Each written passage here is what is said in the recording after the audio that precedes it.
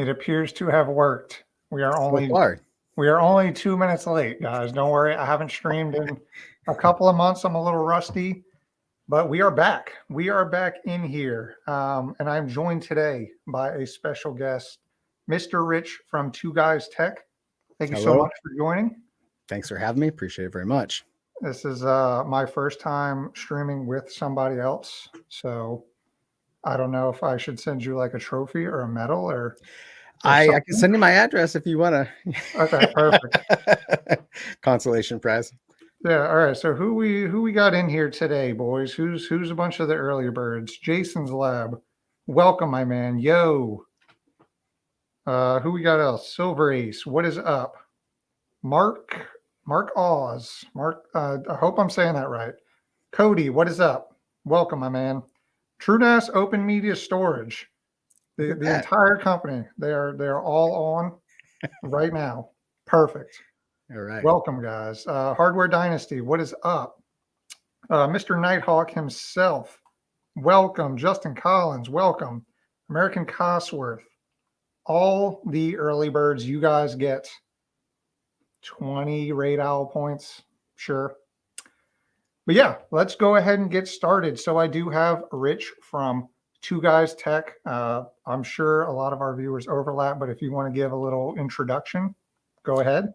Absolutely. So yeah, my name is Rich. Two Guys Tech. I'm obviously a tech tuber like Brett and Radal.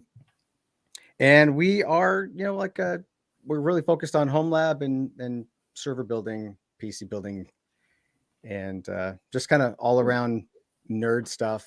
And yeah, so I think a lot of what Radal does and Two Guys Tech do are very, very similar in scope, and we like a lot of the same stuff. I know that Radal's a big fan of PF Sense, as am I. And Yeah, I saw so you. yeah, I saw you put out a video on the fancy new TrueNAS Mini. yeah, absolutely. That was I'm very I'm a little lucky. jealous. I'm not gonna lie. Thing looks Well, sweet. they're in the audience, so you just I gotta know. Yeah, that's why I brought it up. send them on. Yeah, just saying, just saying. Yeah, that is a pretty neat piece of gear, especially if you are a big fan of the TrueNAS Mini family and having it rack mounted and having all 12 drives like that up front. It is essentially a high performance, low power home lab server in a box, right? You get the Yeah, storage from TrueNAS, and I'm a big fan of TrueNAS Scale because I'm a Linux nerd, and being able to do the Kubernetes and that kind of stuff, and just having it all there, it's pretty nice yeah, machine. yeah. 2U, what, 12 Yeah, days? 12 bay hot swappable, Quiet.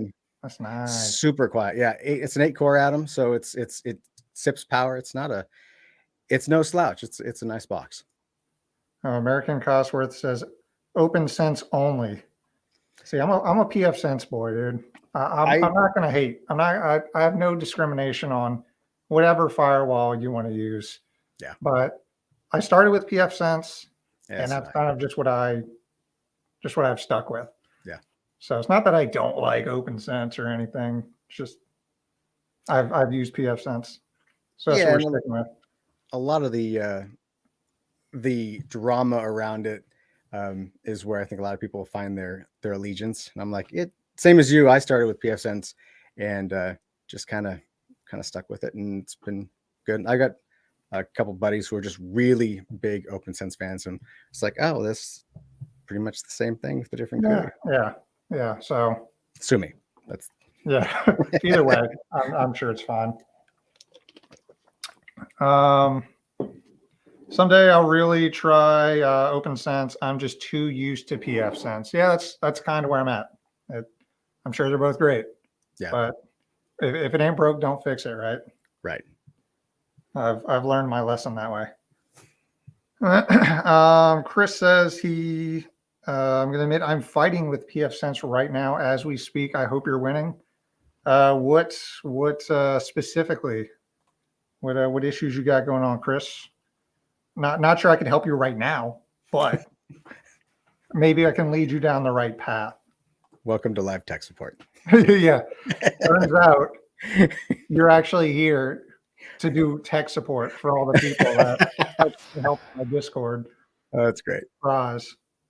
Punch it in the face. That's one way. I make you feel better, but eh, don't think your hardware will like it that much. Hmm.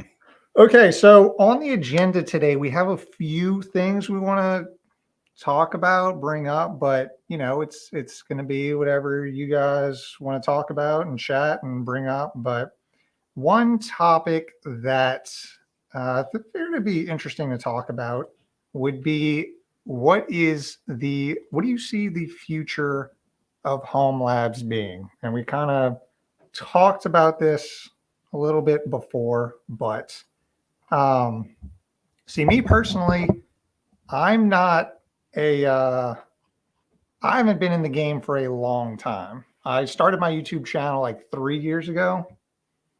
Oh my god. Sorry, I'm being delivered some food by my wife. So thank you very much. Um, as I was saying, future of home labs. I've been around for a long time. I started my channel like 3 years ago, and I only started getting into the home lab scene like roughly 2 years ago. So my insight is going to be a lot different from some of you guys who have been, doing this stuff for over multiple decades. Hmm. But one thing that I'm seeing, or at least I've seen recently, is kind of the blurred line between enterprise gear and consumer gear, right? You're seeing Ryzen chips with 16 cores, 32 threads, ECC support. Like, Mm-hmm. imagine that 10 years ago, that wasn't a thing. Right. So that kind of, I don't know how crazy they're going to get with it, but that already is enough to just easily get into building your own home lab. You can take consumer hardware, which is much cheaper, and use that functionally pretty well as a home lab. So hoping that trend continues. Then you have ARM. So ARM getting popular. I know you're a Mac guy, right? So Yeah. you're on the ARM train. But Yeah.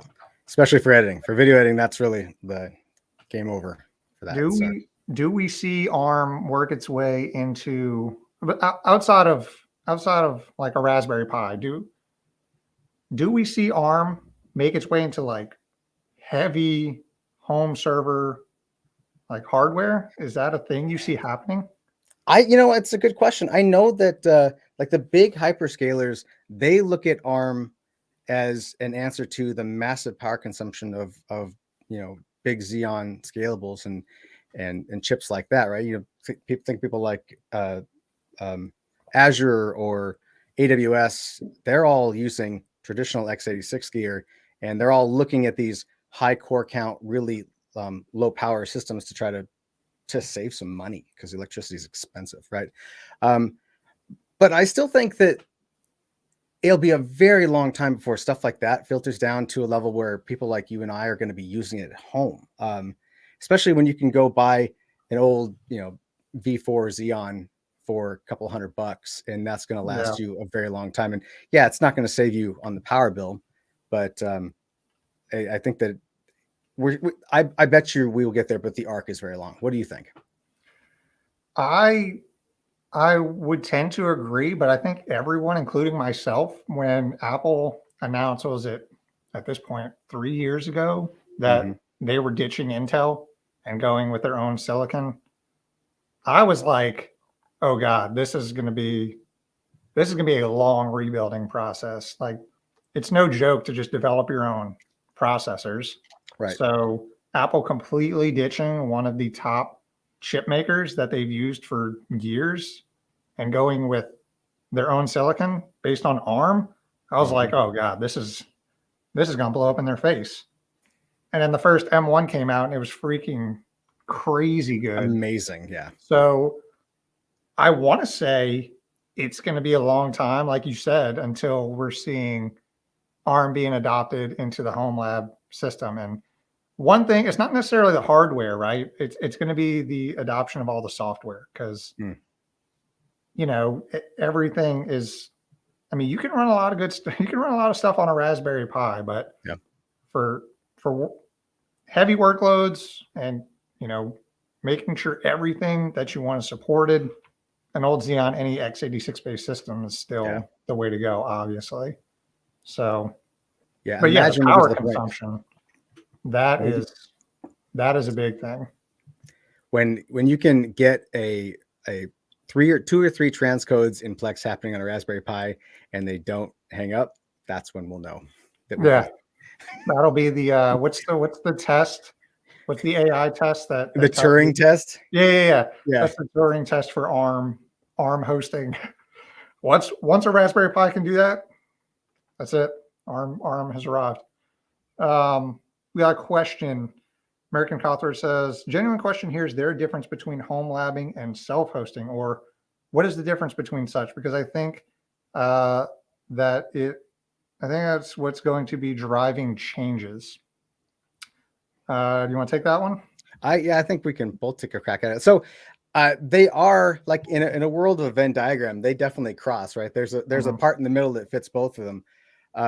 Like home labbing, when I think of home labbing, I specifically think of people who are experimenting either to learn new skills, be better at their jobs, like the stuff that they tinker with the stuff. Maybe they have ambitions of being a infrastructure engineer or a system administrator, and it's a lot easier to learn and break stuff at home than it is to do it on production, right?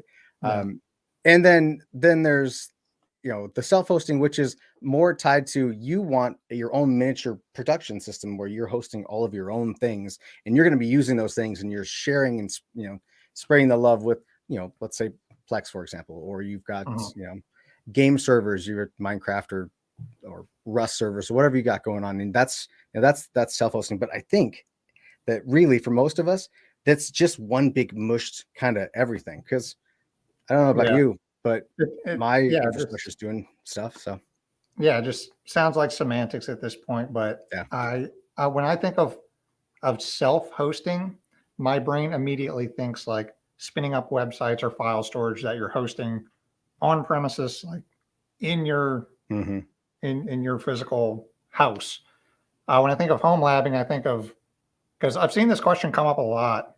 People talk about, is it home labbing if I'm hosting stuff in the cloud? I'm like, yeah. I mean, I consider that. I mean, I think home labbing is this overarching thing.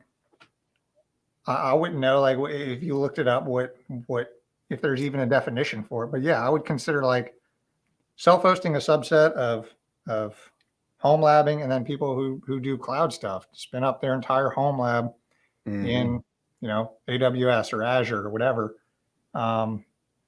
Yeah, so I don't know. I don't think there's a huge difference between the two, but whatever you want to call it. They're probably states of mind, really. Like yeah, it's a state of mind, dude. Whatever. What is this for? Right now, it's for learning how to do virtualization. All right, I'm home labbing, and over here, I'm gonna be watching some movies. All right, that's self-hosting, but it's in the same gear. So yeah, I agree. Jason says, I agree with the Rich. Home lab is where you learn to break and fix and gain confidence in things. I've done a lot of that. I agree 100% because, like I said before, I haven't done this a long time. So a lot of what I do is just breaking stuff and and trying to learn that way. Because a lot of people, including myself, are hands-on learners. I think a lot of people who do home labbing can say the same. Like, I can go to training and watch. I can sit through a training. I can watch something and be like, hey, that makes sense. But unless I'm like actually doing something with like that I'm working on with my hands, it goes in one ear and out the other. So yeah, breaking stuff is all a part of it. Yeah, I think that's, and I have to say though, to Jason's lab comment, I think that a self-hosting is where you break stuff and panic fix it as well. Yeah, everyone. If you haven't broken something in your home lab, then you're not a home labber. Yeah, exactly. Yeah. This is Alan. So he says his name's Alien of One. So the inside joke here is that's been his YouTube name, but for like the first 2 streams that he was in, I couldn't read it, and I thought it said Alan. So he's been Alan for the last like year plus. 2 years. Alan says, I would like to see a larger adaptation of Risk V architecture and smaller home lab style systems. Complete open source instructions will really free your hardware. So I've seen some stuff on, was it Risk V or Risk 5? I don't know too much about. I've seen that it's what the competitor, not really competitor, but x86 or ARM. It's got this new thing. I haven't seen pretty much anybody make content on it. Have you seen anyone in the tech YouTuber world make content on that? No, and I think it's going to come down to just an availability of hardware, right? Like Yeah. people who are making content need to be able to put their hands on it, and that's just, I can't think honestly of a piece of hardware running Risk 5 right now. Yeah. But I mean, maybe Alien of One is aware of something, and that for sure, like, tell us, because that's the kind of cool stuff that, you know, you want to get your hands on and play with, even though it might just be super exclusive, but still cool. Yeah. I mean, that's kind of why, a big reason of why we do this. It's the nerdy stuff that maybe a lot of people don't care about, but I think it's cool. So maybe I want to buy one and mess around with it. So yeah, I was just going to pop onto eBay and see if you can actually find, I'm looking right now. Honestly, I don't think I've ever seen. Let's see. Yeah, I mean, it looks like there's some little DIY boards, like what do you even like? I wouldn't even know where to get started with that. Like, what can you even?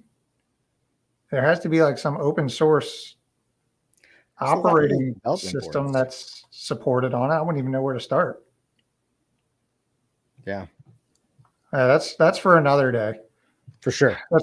I'll have a whole dedicated Risk 5 sub channel next year, calling it. If home labbing wasn't niche enough, right. Let's get into a dedicated Risk 5 channel. This is a bit of Inception. Let's go deeper. Yeah, really. What else do we have? So we were talking about, if you're not breaking things in your home lab, you're not trying hard enough. So one thing we wanted to talk about is, what is your biggest mistake that you've made home labbing in your home lab journey? Man, a lot. I mean, a ton. I think that the one that I remembered right at the top of my head. So I'm, just as a matter of course, is I'm a big VMware virtualization fan. Always have been.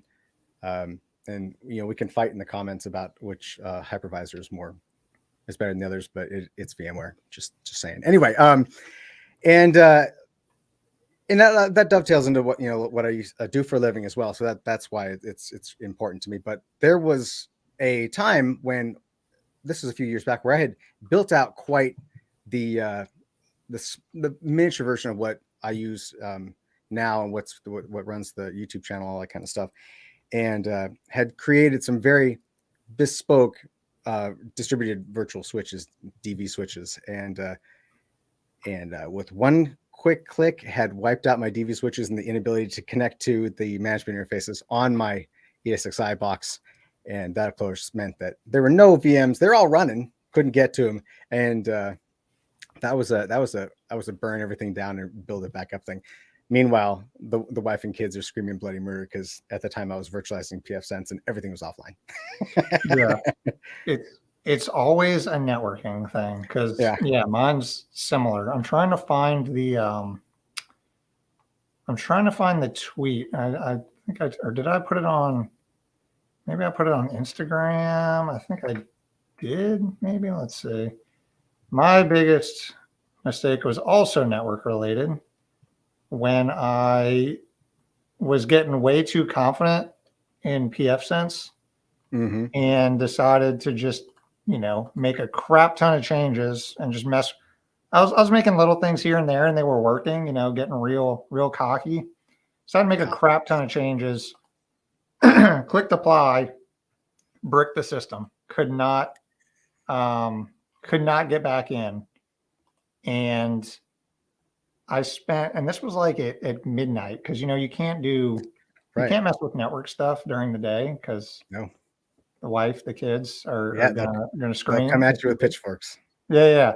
So yeah, like midnight till like 5 a.m. I was trying to fix my bricked PF Sense box while learning how to, because this is the first time I'd connect to it via the console, and I was trying to restore a backup through the console and rename all my. It was a mess.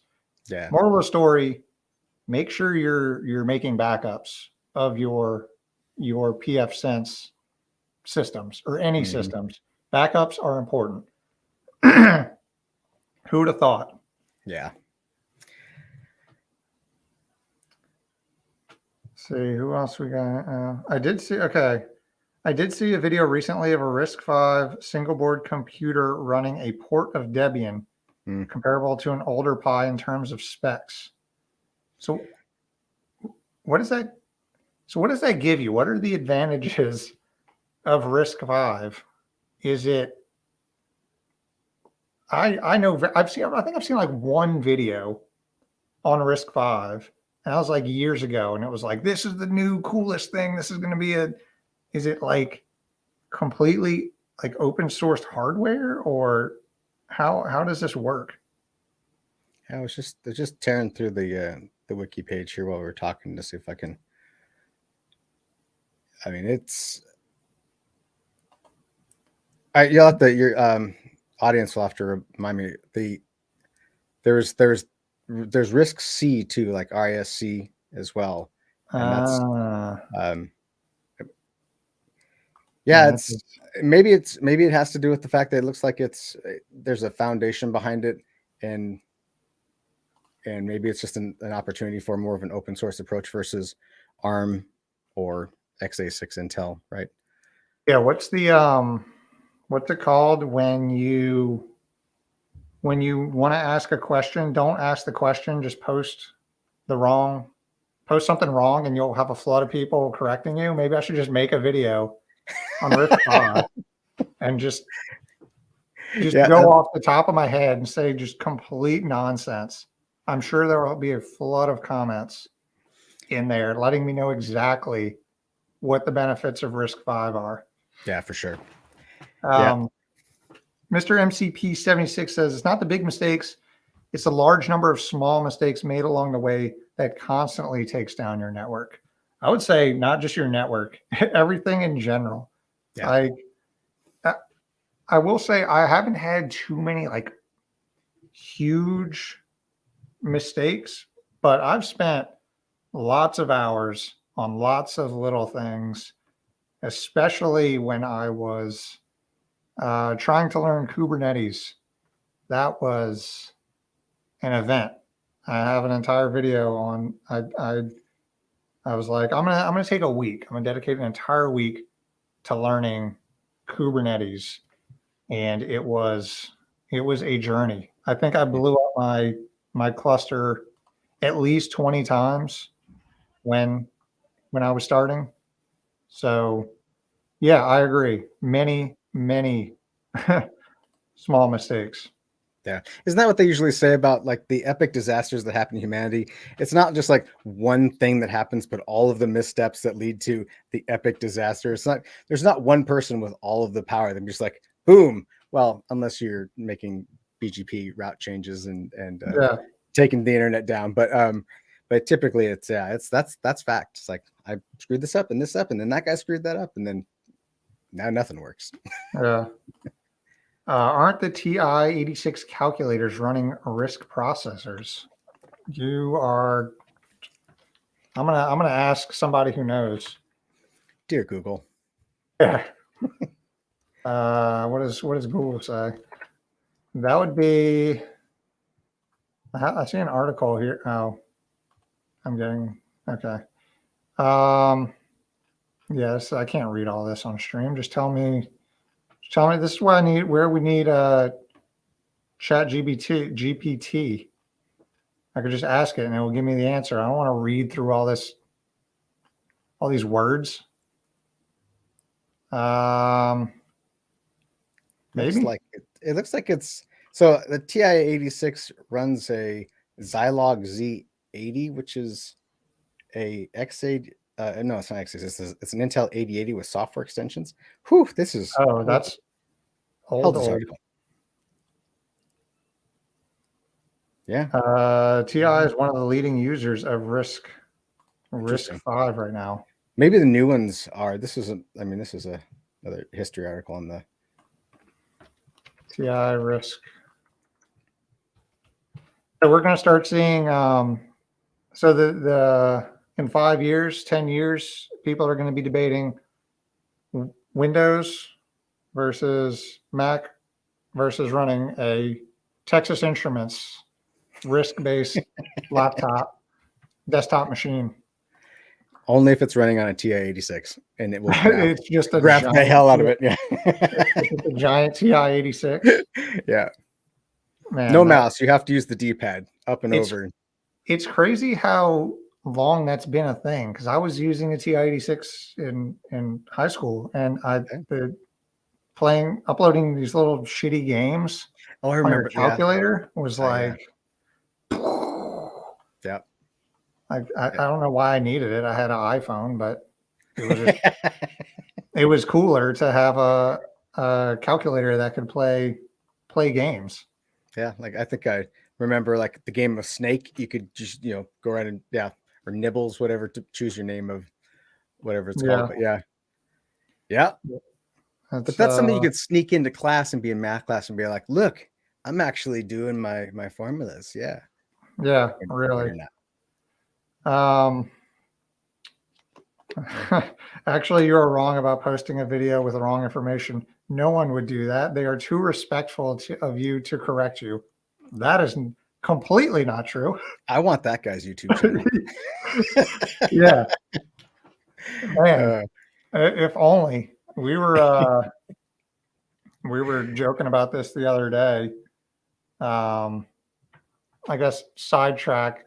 I was talking about one of the things that I was kind of nervous about getting into the home lab niche of YouTube and getting more into Linux is everyone knows the stereotype, right?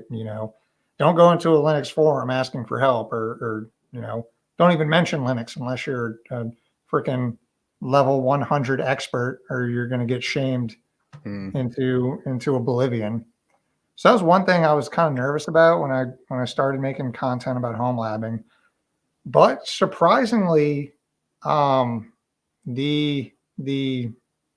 viewers and support on a lot of my content was way more helpful and supportive than I thought it was. And of course, you do get the level 99 neckbeards that come in and have to prove their Linux superiority to you. But I was honestly surprised in terms of the community how helpful they were, which was a good thing. Yeah. Cheers. But yeah, that was a pleasant surprise. And it did lead me to one thing I did want to ask you. In terms of YouTube, you don't have to answer this now if you want to think about it, talk about it later. I like asking people that I've met from YouTube, what is kind of one thing that has surprised you at either how difficult or how easy it is doing a YouTube channel or being a YouTuber? One thing you didn't really expect when Just starting a one? channel. Is there only one? Can I how long you got? As many as you can, as many as you can name. I think the time, I think it was like the biggest thing, like to get my footing and really kind of figure out what I was going to do, what the channel is going to be about. I think like a lot of people who start YouTube channels, like, oh, I see Linus doing this, I can do that too. I'm better than that guy, right? And you go at it with all the best intentions, but everything you make is a potato, and you look super awkward. And so, YouTube taught me, if anything, to just chill out and just don't be so judgmental of yourself and just work on your craft, right, until you get to the point. And that it's a long game. The whole thing is a long game, and you got to do it for yourself. Yeah. And if you don't enjoy making content and you don't enjoy, like, I don't know about you, but like making and trying to keep a schedule where you're like, oh, I'm going to get a video out this week. I will try to get, I'm going to get 2 videos out. Well, I got a day job and I got kids and that doesn't work like that. I'll be lucky if I get 1 out this week. Mhm. And just, you know, all of the trials and tribulations of that. And then at the end, when you hit that, you know, publish button and it's out the door, and you're like, yeah, I'm at that feels good. You get that endorphin rush. Like I conquered this beast and I'm ready to do it again. Yeah. I think similar to that, the big one is like managing expectations, like for myself. Because Mm. like you said, you come into it with these. I don't think a lot of people really start a YouTube channel thinking like, yeah, I just want to post videos for the next 5 years, just because Right. I like doing it. I I got like nothing better to do with my time. right. So even if you say like I'm just doing it for fun, blah blah, in your mind, you want to build, you want to grow. I think everyone posts to YouTube because they want to have this, big channel one day, Mm-hmm. and managing your expectations along the way. Because I know I'm never going to be a Linus Tech Tips. Like I'm not going to have millions of freaking subscribers. That's never going to happen. Yeah. And on one side, you're like, why can't that be me? Why, I can do that. He started from nothing. I can do that. And just being like, look, make sure that you take your like small wins. Right. You put a video out. It's a 1. You get a 1 out of 10. Use that as motivation to continue on. Because even in my 2 to 3 years of making YouTube videos, I've had periods of burnout already where it's like, you make like 3, 4 videos you think are bangers. You put them out and they're just, and that's hard. So Yeah, that is 100%. managing those expectations is key. The 2 things are that help me a lot, and that might seem like self-talk mumbo jumbo, but one, other people's success is not your failure, right? So because this is not a competition, even though I swear that if you watch YouTube's videos, they're like, oh well, everybody's just on this YouTube journey themselves. We're all together, but when you look at the platform, it's like, hey, this person over here, look how many views I've got. Hey, forget percent. You're like, oh, but my little video's over here. Like, no. Yeah. And so, like you said, that just being, happy with what you do, taking your wins, and and just keep on going. But you got to find out. It has to be enjoyable. You have to find something in it that drives you, whether it's being seen, or whether it's sharing love of technology. I mean, that's part of the reason why I believe you and I are probably doing this, is that we enjoy doing this stuff. We want to share that awesomeness with others and get them excited. And, but if you don't enjoy it, you're just going to burn out. You're just going to get burnt out. Unpass says, do you guys have any recommendations for cheap hardware to run PF Sense on? Thanks. So, I use Netgate hardware, which is not cheap. So I would not recommend going with that if you're looking for a budget system. But PF Sense can run on pretty much a potato as long as it's x86. And you can go on to like, even at like, if you go on Amazon, we can look at it right now and check out. They have so many of these, like, what do they even call them? Like, even if you search like PF Sense router, they'll give you these like mini PCs. These, you see these everywhere. Like the Protectly. Protectly. They're not cheap. So they're not cheap.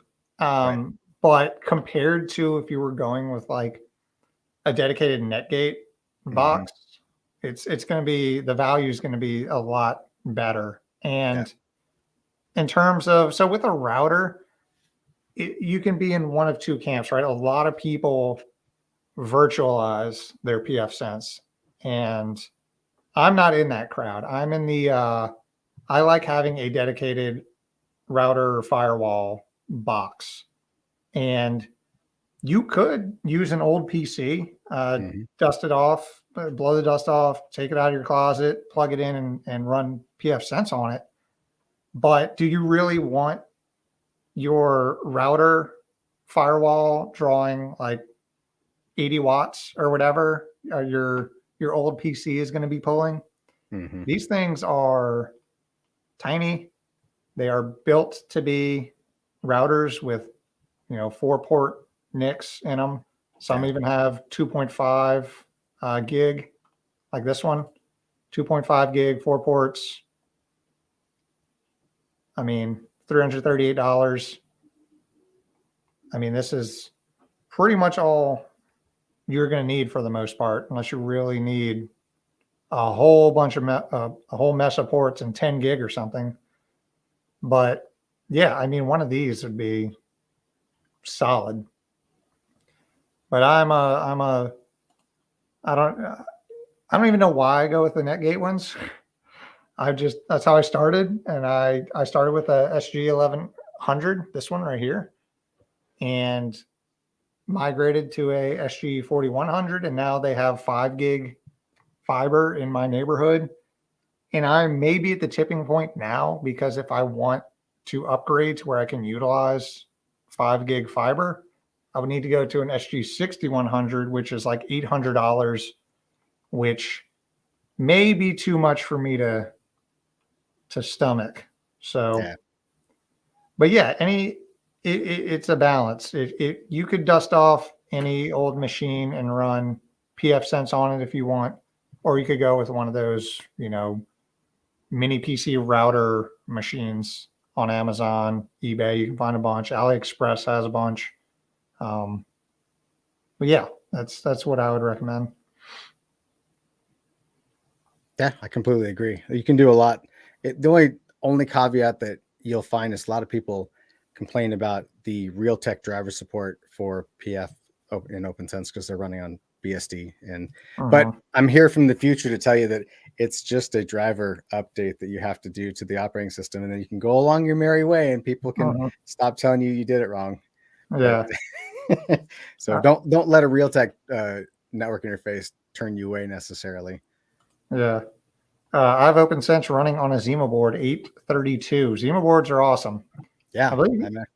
I've Yeah, got one sitting right here. I haven't done anything with it yet. I'm not sure. Yeah, what I to don't do. even know where mine's at. It's got to be somewhere over there on the shelf. But yeah, I'm in the same boat. I have one sitting on the shelf. I made a video about it a long time ago. Yeah. When they just came out, and now I'm like, these are so cool. I want to do something with it, and then I never get around to it. What I'm thinking about doing is getting 2 more and just doing a little cluster. Oh, there you go. Yeah. Because I haven't gotten into. I have an Intel NUC, or 3 Intel NUCs running a Kubernetes cluster, K3s cluster, but I haven't gotten into doing a Proxmox cluster. So I think having 3 of those little Zima boards would be a cool way to start spinning up a Proxmox cluster. So maybe, but yeah, they're also good for a router, because I believe they have 2 gigabit ports. Yeah, 2 1 gig ports. They are Realtek's, but again, it's just a driver update. I'm not sure what I'm gonna do with mine either. I debated making a video about making a little tiny NAS. I wasn't expecting their little OS, their Casa OS, to look as pretty as it did. I mean, it does look really, really good. Yeah, I mean, it's somewhat limited. The other day, because when I first got it, it was right when it came out, and it was pretty, but it was so minimal. Like you could barely do anything on it. There were like 6 apps. There were so many basic features missing. So I revisited it like a month or 2 ago. Still looks good. They've added a whole bunch of apps. I get pinged in their Discord sometimes when they have updates, and they're actively working on it. So they're very motivated to improve it. So I'm curious to see where that ends up, because that is really cool, like a one-stop kind of shop for easily spinning up apps. And I think that's something you can, people have different preferences. Some people just love diving into the CLI and doing everything manually, and some people like me just like a nice UI. There's absolutely nothing wrong with that. Yeah, I won't scoff at a nice UI, man. I can I can be bribed with a nice UI. So Yeah. I saw that they've. I mean, that's my first experience after getting this just recently, and yeah, they're a little Docker container, and you can load in a Docker Compose file right through the GUI, and just if they don't have the app that you want, just have it go do it for you and pull it in. So that's definitely shooting squarely at Synology a little bit with that, right? And that same app store kind of approach and experience. yeah, that's something I've been doing videos about recently is these off the shelf NAS devices. Mm, I have a Synology one, I have an Asus Store one, and I used to have a QNAP one, mm. but they made me send it back. Probably, I guess they didn't like my review. Their But budget's just not that big. They need to sit yeah, down next YouTuber. yeah, it probably was more annoying for them to get the shipping and deal with it. But Yeah. yeah, I think I find it hard not to recommend these things. I mean, they're getting so good. Mm, These off the shelf NAS devices, like the two that I'm using right now, the Synology one and the Asus Store one. I was surprised with just how clean and polished yeah. their UIs are and how easy it is to just spin things up. They have their own like virtual machine management. They have, Hmm. you can dive directly into the Docker and set up your own Docker images, and they have a crap ton of apps that are based on Docker. So it's just so easy now that, when people are like, hey, what should I start with? I want to get into home labbing. I want to run an NAS. I want to run Plex. I want to do this. I want to do that. And like, honestly, some of these Synology, Asus Store off the Right. shelf kits are plenty for what a lot of people need. Yeah, for sure. Yeah, the one thing that I mean, Synology's. I mean, I've got a mixed relationship with them because of the whole unverified drive fiasco thing that really bothers me. That if you don't buy and use their drives, they're going to give you a little warning message that says this drive it can't verify it, and therefore it's probably bad. I don't know. It might be working. Buy my Yeah. drives. But the thing that Synology does that first off, I completely agree with everything you said. Like if someone says, "Hey, I want this and I want to do these things," like go buy this. It's built for it's ground up for consumer focus. It's beautiful and easy to use, and plug it in. Use the Find My Synology, and there you go. But their backup software is literally the best thing I think I've ever seen come from honestly anybody, including like if you're a Veeam user or enterprise backup, their their business backup software is free if you Mhm. buy the Synology. It backs up virtual machines, it backs up physical computers, it backs up Linux boxes, it has agents for Windows machines, and it doesn't cost you $1. And Yeah. it's truly mind blowing that's And free. and it's a good business move too, because the easier you make these crucial things Mhm. within your ecosystem, the more people are just going to stay in your ecosystem. So if I And buy a recommend it. Synology and I see, oh my God, this is the best thing ever. Look how easy I can just back up and maintain all these things. When I back up, I'm going to get a Synology device. When I, need something for the office, I'm going to get a Synology device. When Mhm. someone asks me what I use, I'm going to say Synology. Yeah. So the easier you make these things, the more you invest in software features, the things that people actually use and are important. Because when you're buying a Synology, you're buying an NAS, Yeah. and if you're buying an NAS, you're holding important information. If you have important information, you need to back it up. So having one of the best backup systems in the game, I mean that And it's free. And yeah, it's and it's it's free. People love yeah. free. Yeah. And free and good. It's not just free like Mhm. this expensive one over here is technically better. Like in my professional day job, like I interact with enterprise backup systems like Veeam, and I compare these two things, and I'm like, that I mean, you have to buy the hardware to have it, but that's better. that right there, Mhm. that's better. So it's just it's kind of amazing. But Yeah. I said, SME says, Synology, you pay for it up front. So if you can afford it, and go for it. And I mean, that's always going to be the case. These off the yeah, shelf NAS devices, you're paying for the convenience. You're not paying to get the most powerful hardware right. around. If you wanted the most cost effective way, you build your own, Yeah, you buy something used and throw like TrueNAS on it or something. exactly. Yeah. Yeah. If But you want if to you're build something looking, up. because true story, I had a friend of mine reach out to me. He's a professional photographer, and he's not super into tech. So he comes to me and he's like, "Hey, I'm just storing all of my stuff on hard drives, like external hard drives, USB, Western Digital." He's got like 8 of them. Hmm. And he's like, there's got to be a better way to do this, right?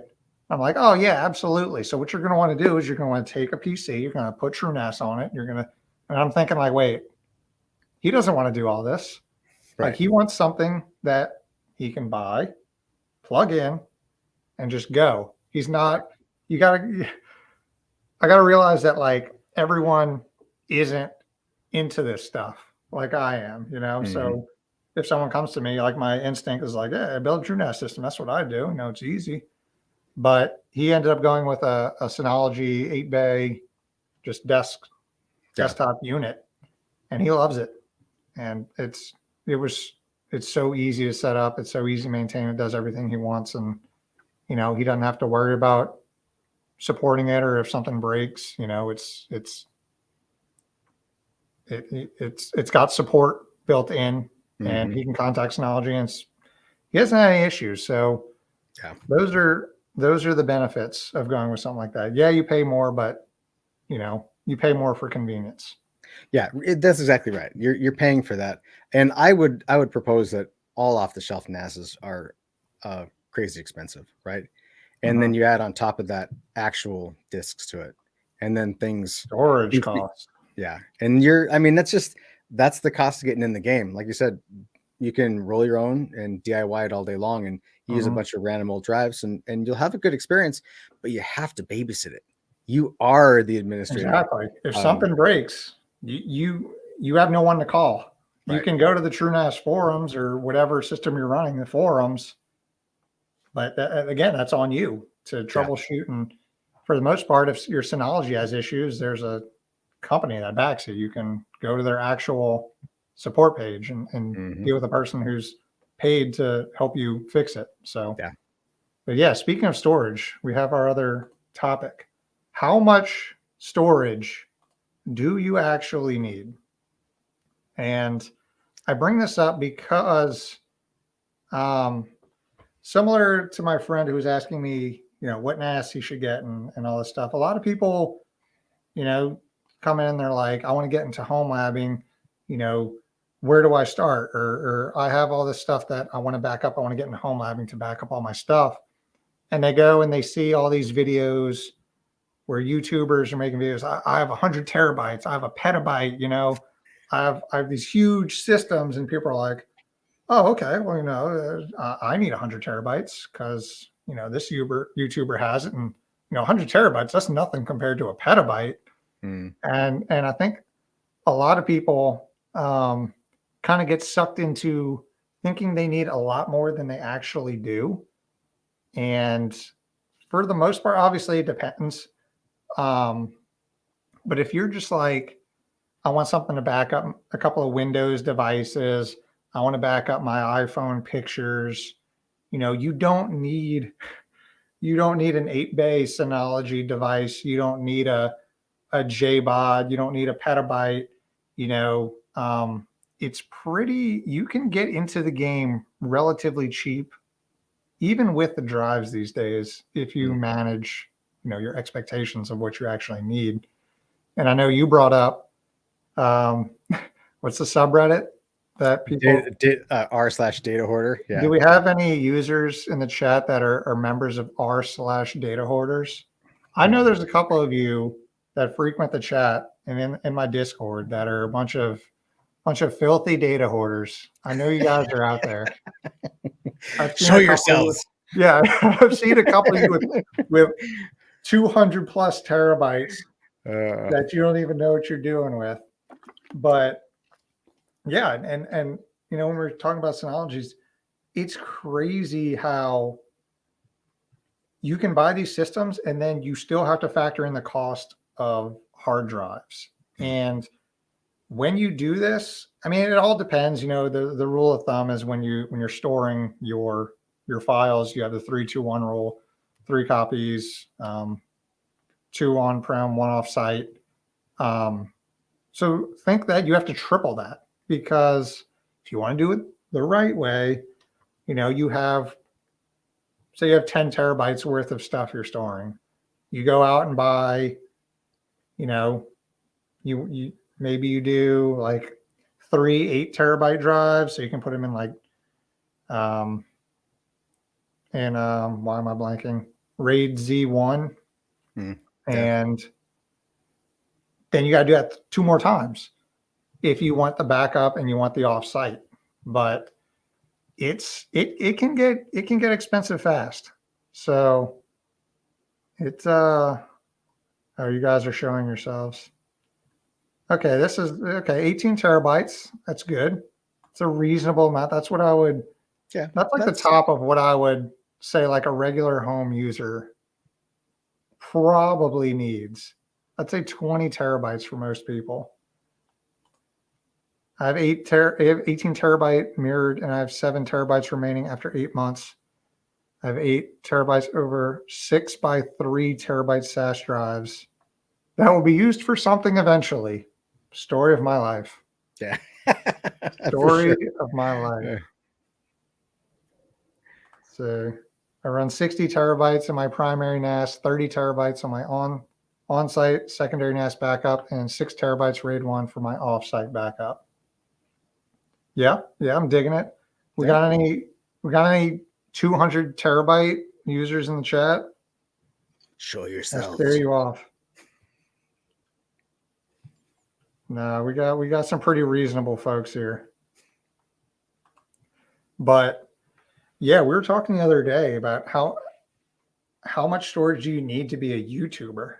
Because people see these YouTubers that are like, I have hundreds of terabytes, I have a petabyte, and you're actually using more than I am from our talks. Yeah. Yeah. Well, you know, a while back I switched to ProRes to make editing easier. And for those of you who are unfamiliar, ProRes is basically as close to uncompressed video as you can get, and which makes it really easy to edit videos for a variety of technical reasons, which we're not worth getting into. But that also means like, what is it, like 10 gigs a minute, something like that, maybe a little bit more. It's intense. Yeah. And I went from, you know, H.264 was originally what I was filming before I moved to ProRes. And yeah, I'm at the point now where I'm regularly deleting a bunch of my old footage just so I can stay within my limit. But you know, I'm one of those dirty data hoarders. Although I'm not a member, I do lurk on Data Hoarders. But you know, the totality of my YouTube storage is probably around 23 terabytes. And the only reason why I'm still there is because I'm religiously deleting every month, probably 2 or 3 projects until I reach the point where I can't anymore, and then it'll get worse. But yeah, you know, it's how about you?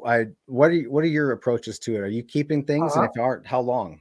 I was, when I first started my channel, I was part of the, you know, I watch Linus a lot. He keeps everything. I've seen videos where, you know, he has a petabyte, so he keeps all the footage for all the videos. So obviously I need to do that as a brand new YouTuber. I need to keep all my footage in case, you know, I need to go back and watch myself be awkward for 2 hours and pull footage from that from 3 years ago. So I started doing that. And I think like 20 videos in, I was like, what am I doing? Why am I storing hours of footage that I am never, ever going to use again?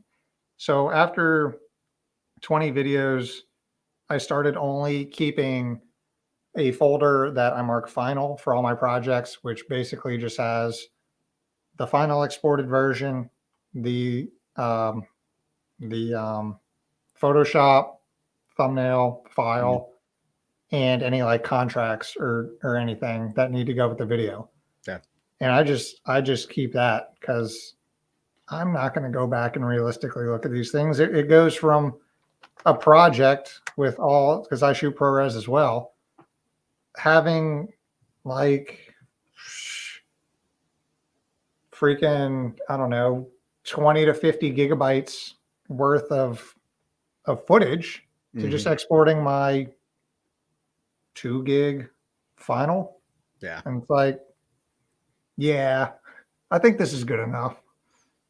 So I got storage for days now if my trend continues. Yeah. I'll be there soon enough. 200 terabytes to do what? Cache the internet? Yeah, pretty much. That's What are that. you, the NSA? Yeah, I gotta know what everyone's looking at. Is it data hoarders or data hoarder? I think it's r/data hoarders, right? Yeah, it's hoarders plural. Let's we can do that. Let's just take a look at what's going on there right now. We have the internet. Reddit.com r/data hoarders. Oh, this subreddit has been, wait, oh, that was Oh, a long time ago. It's data hoarder. data. I'm sorry. I've always heard it as data hoarders. Okay, let's see what we got in here. What do you We mean have a delete? 72 terabyte unraid NAS build. That's reasonable. I wouldn't say that's anything. Especially with 18 and 20 terabyte drives these days. Like you get Yeah, there what you pretty got? One, fast. two, three, four, 5 drives, assuming he's in RAID Z1, then, or I guess it wouldn't be RAID Z, unraid. Then he's probably got, yeah, at least 18 terabyte drives. Hmm. We got Domino's promoted. Perfect. Right there in the middle. I Yep. will say one of the things that I think is neat about the concept of data hoarder is that I have on numerous times seen people ask for a obscure piece of video Yeah. or content. They're like, hey, when I was like 13 years old in the 80s, there was a commercial on TV about like a sports drink, and they're like, do Yeah. you guys, does anybody have that? And there'll always be that one dude who's like, you mean this? Yeah. And then the person will be like, oh my god, my childhood, Yeah. you know. Oh, yeah. I got that. Yeah. Yeah, and Just I pull it mean up. the Casual. the probability of that, right? And the fact that if Yeah. that happens regularly, that tells you the kind of you know, the kind of people that are on there, right? And the type of data that they hold. So I think that's kind of neat. That's not that I've ever asked for that, but I think Yeah. neat that. Yeah. It is useful for something.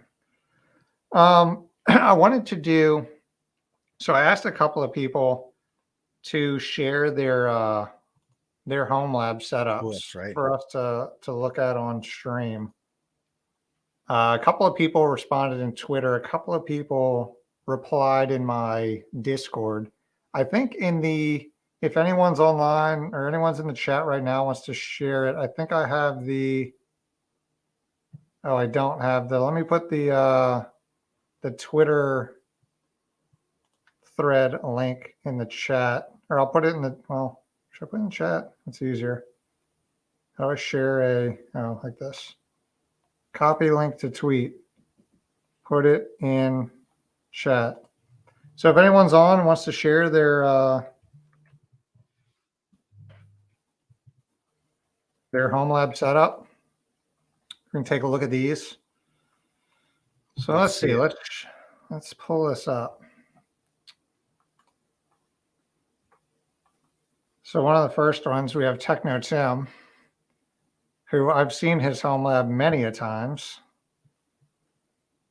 So here's his just casual home lab setup here. Mm-hmm. It's so pretty, and mine looks like complete garbage compared to this. Mine's an open rack. Freaking no beautiful lighting, and this is his light mode. I know he's got all his fancy RGB in here as well. But man, that is pretty. Can I zoom in here? Enhance.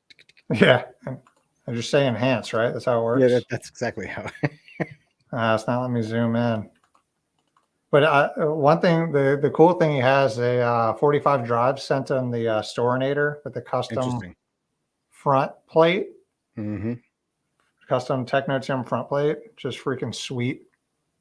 But yeah, this is clean as hell. He's got the.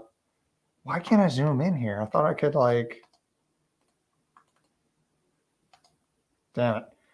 But he's got the nice cable management in the back. That's something I do not have, and I'm too lazy to do. So cheers to that. Yeah, it's nice. That's for sure. Where's so HomeLab Networks sent his. This is another big boy. I've noticed a lot of people have big like server racks. I thought when I bought my first one, I think it was like a 18U. I was like, holy shit, this thing's huge. And then turns out that was a little baby compared to what a lot of people have. But it looks like what we got here. A couple of patch panels, some TP-Link gear. TP-Link switches, yeah. Yeah. This is a Dell. I can't tell. Yeah, there's a Dell down there. I'm not sure what that box is. We got our I see this a lot. I do have a 1U shelf, but just a place to have all your, because I see I think this is a Synology. I can't tell. That looks like yeah, like a Synology 1 or 2 bay. A little Dell mini PC. Solid setup. Yeah, nice and clean. Yeah, that's the big thing, dude. When you show off your setup, you want it to be clean AF. Now this one, I like this one. So he's got his desktop from 2016 that runs pfSense, and a laptop from 2011 that runs Home Assistant, Pi-hole, Unify, Portainer, and Heimdall. That is the how do you put it? The stepping stone before you decide you want to spend all your excess income when you get a server rack. Because once you get a server rack, you find that server mountable things are way more expensive for some reason. Don't know why. They just are. Yeah, I mean, I can't fault the guy who's using old gear and getting a lot of use out of it. I think that's kind of the dream, right? To be able to repurpose stuff that you didn't have to go spend a bunch of money and get all of the functionality that you want out of it. That's pretty cool. I remember that HP laptop, that like the fingerprints you would get on top of it. Just looking at it makes me think you need to get out a rag and wipe it down. I like that it's at a desk, so like you can just go sit at your home lab. Just pull up to your home lab, take a seat. You got your KVM built in with your keyboard and monitor and battery backup, so you don't even need a UPS. There you go. It's got built-in UPS. I was debating on my April Fool's video this year. I was one of the ideas I had was I was going to do like the brand new, never before seen all-in-one server, like KVM built in, UPS built in, monitor, everything. And I just spend the whole video hyping up this new device, and it's just a laptop. And here it is. Yeah, it turns out a laptop is actually pretty useful to run home lab stuff on. Who'd have thought? Jeff, what up? Welcome, fresh off your stream earlier this morning. I had to dip out, but I saw by the end you did get your 4090 working, which is good. And it didn't melt, which is also good. Yeah. But yeah, my 4090 is in the garage. It's away from me with monitoring on it and everything. So hopefully, fingers crossed, no melting. What else we got here? Who else has submitted? Here we go. Now this is a network stack up here. Why can't I make this full screen? Just drive me nuts. Can I? Open image in new tab and then see if that works. Oh, there we go. Okay, cool. Okay, we got There we got go. oh, he's got the full TP-Link stack with the custom rack mount, their TP-Link logo engraved. This is clean. Are those actually something that TP-Link sells, or did he 3D I print don't know. those? I've I would never love seen to that. know, because that looks that would be a good side business. Is 3D Custom. printing that kind of stuff, right? Oh yeah, for sure. Because people who have rack mountable stuff, they want their rack to look good. And if they have a rack and they're putting stuff in their rack, they have a little disposable income. So if you've got any artistic ability, this would be the way to go. Designing like these types of enclosures and custom rack ears and stuff and mounts. Unfortunately, I have zero artistic and 3D design ability. So anyone else, feel free to take that idea and run with it, because I certainly cannot. This is a hefty boy. Intel Core i5. I can make that out. That looks like a home built case, because he's got the G-Skill RAM stickers on it, and be interested to know I've never what that case is. I've never seen them separate. I don't even know what case this is. I like it, but I've never seen that before. Yeah, HP, little 8-bay SSD flash storage, DVD drive, in case you need a DVD drive in 2023. There you go. Everyone's got to have an Intel NUC. No homelabs complete without a NUC. Yeah. Clean. I like it. Yeah, for sure. I like the color coded. I'm hoping those mean something to you. The specific colors. I don't think he's in the chat, but yeah, that's good data center etiquette. Color your cables. Red for danger. Yeah, I debated doing that, but I just ended up with all the same color because I like how it looks. It'd probably be easier if I did color code them. Well, if you're the only person ever touching it, then you don't need to worry about it. You always know that this port is danger port and the rest of these are safe. So yeah, but like past me and current me are two different people. Fair. That's true. I've cursed my past self many of times. And they never seem to meet each other. Just always it's crazy how that works. Yep. Oh man, we got a loaded boy here. I see a Noctua fan in the front of that one. I do. How can you tell? A nice brown and tan. Okay, so at least I know these two cases are Silverstones. A big old hefty, what is it? 1, 2, 3, 4, 5, 6 by 4, 24 bay drive. That's interesting. I wonder what that server case is. Yeah, that if that's, it looks like it's like a server JBOD. Yeah. Box. You got a lot going on in here. Oh yeah. I like these older looking cases. Do you really? You like that? I like the aesthetic. It has a what's the word I'm looking for? Retro. It's got personality, Like a lot of these, they're clean looking. These Silverstones are clean.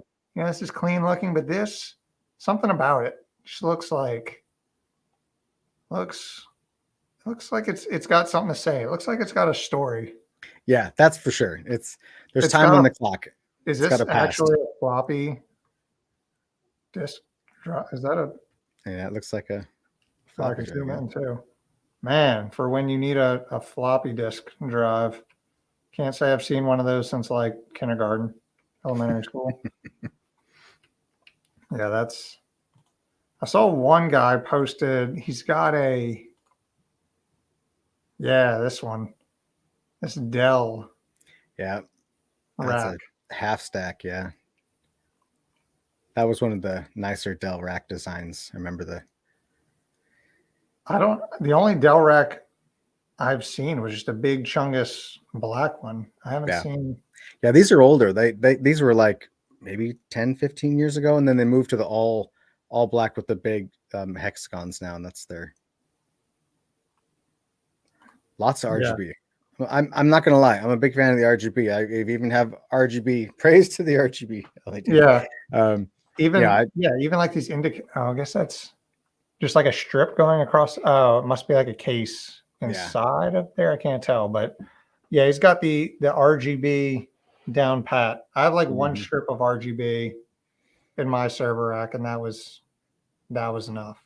Yeah, yeah. I bounce back and forth. Like right now, my desktop is non RGB and small form factor, but before that, it was a liquid cooled monstrosity with all of the lights that you could shove into it, and so it just bounced between like, hey, I'd like to be able to be in a dark room for once. Do, do you have any liquid cooled stuff in your server rack? No, so I had, believe it or not, had started to plan out a video on kind of a homebrew liquid cooling because EKWB makes server blocks for the Xeons that I have, and Mhm. going through that. And then I was telling a friend about it, and his response was, "You want to water cool the thing that runs your YouTube channel?" And I'm like, "What could go wrong?" Uh, you know, Yeah, the thing down there with the 240 volts running through it. Let's let the water spill out into that. Um, and so I scrapped the plan, but I do not. It's kind of a high yeah. risk, high reward. I was debating um, the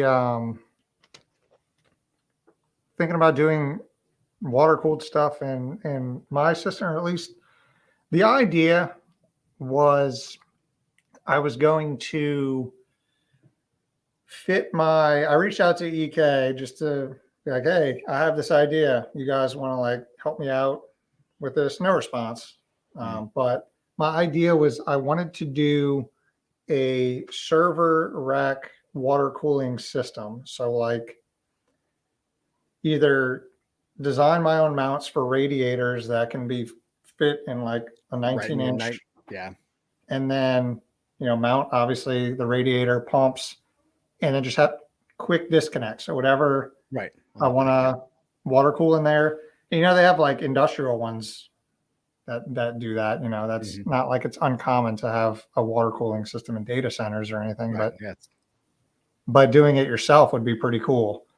But that's maybe one day I'll get to it, but that is that's way down the road. Mm-hmm. They have a big rack. There's a whole bunch of space in the front. You could put a set of radiators mounted behind a screen, pull it through from the cold side, and blow it out the back. It'd be awesome. Yeah, it'd be super cool and work really well, but that's a lot of work and a Yeah. lot of money. Water Yeah. cooling stuff is not cheap Right. Yeah. at all. The best way to describe it is, do you want to build a computer? Do you want to build two computers? No, Yeah, you're building two computers, but getting one out of it because all that gear costs that much. yeah, and when you add up all the fittings and you realize Yeah. that's an extra like couple $100 just in fittings, you're like, Yeah. what? It's Yeah, real metal, baby. I did one hardline build in my Mhm. life, and I don't think I'll ever do one again. It's sitting right there. It's I'm trying to sell it, but no one wants to buy it because the amount of money so I feel like with water cooled systems, A, they're expensive, and B, Mhm. the people that water cool their systems usually like to do it themselves, right? Like it's one of those things. I'm going to water cool myself. It's like a hobbyist thing. Yeah. So yeah, it's I have gotten like 0 bites on it. Yeah. But It's kind one of day. like buying a car and like changing out the brakes and the wheels and adding a bunch of stuff to it and be like, look, it's worth twice as much now. Uh-huh. It goes twice as fast. They're like, no, actually, I don't want that. Yeah, That's yeah. I yeah, don't care how much money you put into yeah, it. yeah. That I mean, doesn't matter at all. doesn't matter to me. Yeah, yeah. Yeah, I thank know you so it's much. $10 for the RGBs. I will use that wisely. I will add another strip of RGBs to my server rack and dedicate it to you. Thank you so much. yeah. The thing that the water cooling signs you up for, whether you want it or not, is more maintenance than I think that people recognize. Like put together, you bent all your tubes, everything looks great, that's Mhm. awesome. But you got to change that fluid. And if you're crazy enough to use something with opaque fluids in there, some sort of bespoke pretty thing, you're going to be really cleaning those blocks. And it's just that's not what you see when you look at the pictures on the internet of these Yeah. really incredibly bespoke, well built All the systems. You're all the like, sexy pictures of custom water-cooled systems. You don't get to yeah, see they don't show you like the behind the scenes right. maintenance and what happens, like you said. If I did the same thing when I built it initially, I did red coloring, Hmm. red clear tubes, red coloring. And then when I wanted to change that, I was like, well, the tubes are almost like dyed pink. Yeah. Yep. The blocks are dyed. You have to take them apart, scrub them. Hmm. It's like from here on out, my recommendation is if you're doing a water cooled system, just do distilled water. Yeah, just Clear, clear. use RGB if you want Yeah, colors, because it's not yeah, worth it. I yeah. promise. The idea of like, well, what do you think that the companies that are making AIOs are putting in theirs, right? They're not putting exotic things. They want to build it so that you never have to touch it again, and it's going to work forever. Yeah. And then there's people who like us who look at it, go, you know what? If I just get some of that primo chill like hue color stuff that's all like Torbid and everything in there, you're like, oh, that's so awesome, and they're like, no. Yeah, they have, is it EK or Cry? Who is it that makes like the crazy, like opaque with the sparkles in it? And I I know that can't EK remember. makes their unicorn one that Yeah. that, And I'm just that like, fluoresces. Yeah. that looks cool, but I had some pretty basic red dyed stuff. I can't even imagine dealing with that. Hmm. That'd be brutal. Yeah. But yeah, maybe one day I'll do another one. Yeah, Jay's 2 cents is the only one I see do maintenance on water cooling stuff. Yeah, he's really good about his water cooled bills. He'll take them water cooled build. He'll take them apart and show you, after using them for a couple of years, what it looks like, how you Hmm. need to take it apart, how you need to um, wash it, what works, what doesn't. So yeah, I don't really see too many people that in depth with Right. water cooling stuff on YouTube. Yeah. I feel like there was a big trend too, like maybe 5 years ago, 4 years ago, that everything was like all the sexiness was in water cooling. Hmm. And now people are moving towards you can get just as good performance out of an air cooler or this AIO here. And they're right. Yeah, I think the thing with me, I did it once. It was cool. I enjoyed it, but the big thing for me was how quiet you can get a water cooled system. Like mine had crap ton of radiators, and I'm a huge noise snob with Mhm. my computers. That's why my computer is in the server rack down in the garage. So my computer's not even next to me. Mhm. And that was the big benefit of the water cooled systems, how quiet Yeah. I could get it. But I would say probably a couple of years ago we were trending to where that was easy to accomplish, but now you're getting graphics cards that are pulling 300-400 watts. You got Right. processors that are pulling 250, 300 watts. It's like Yeah. Going the wrong realistically, direction. that's not easy to cool. Yep. Look, Learn Blue Iris says I love my Netgate 6100, but it is damn expensive. I, like an hour ago, I brought that up that I do want to upgrade to 10 gig, which would require me to get a 6100, but you are correct. It is very expensive for what it is. But banned from the Republic of Palau. I probably said that wrong. That's a story for another day, I assume. But Would you recommend a Netgate PFSense or a custom built one? So yeah, we briefly discussed that earlier. I'm a Netgate boy, but I fully acknowledge that they're expensive, they're pricey.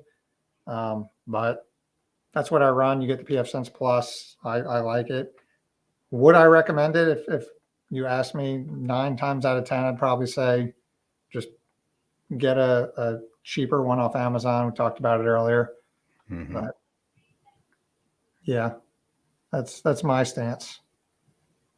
One of the other topics, let's change it up a bit. So this is one thing that I wanted to bring up because a lot of people ask.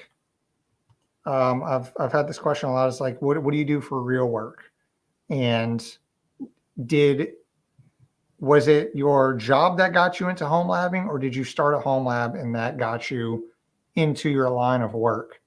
So, in terms of home labbing and your job, has one thing from your job or anything from your job helped you in your home labbing journey, or things that you do in your home lab help you in your real world job? So, if you want to take that one, and I Sure. guess talk about what you do to make money, because both of us I dance. we don't make enough money on YouTube to No we gotta have real jobs.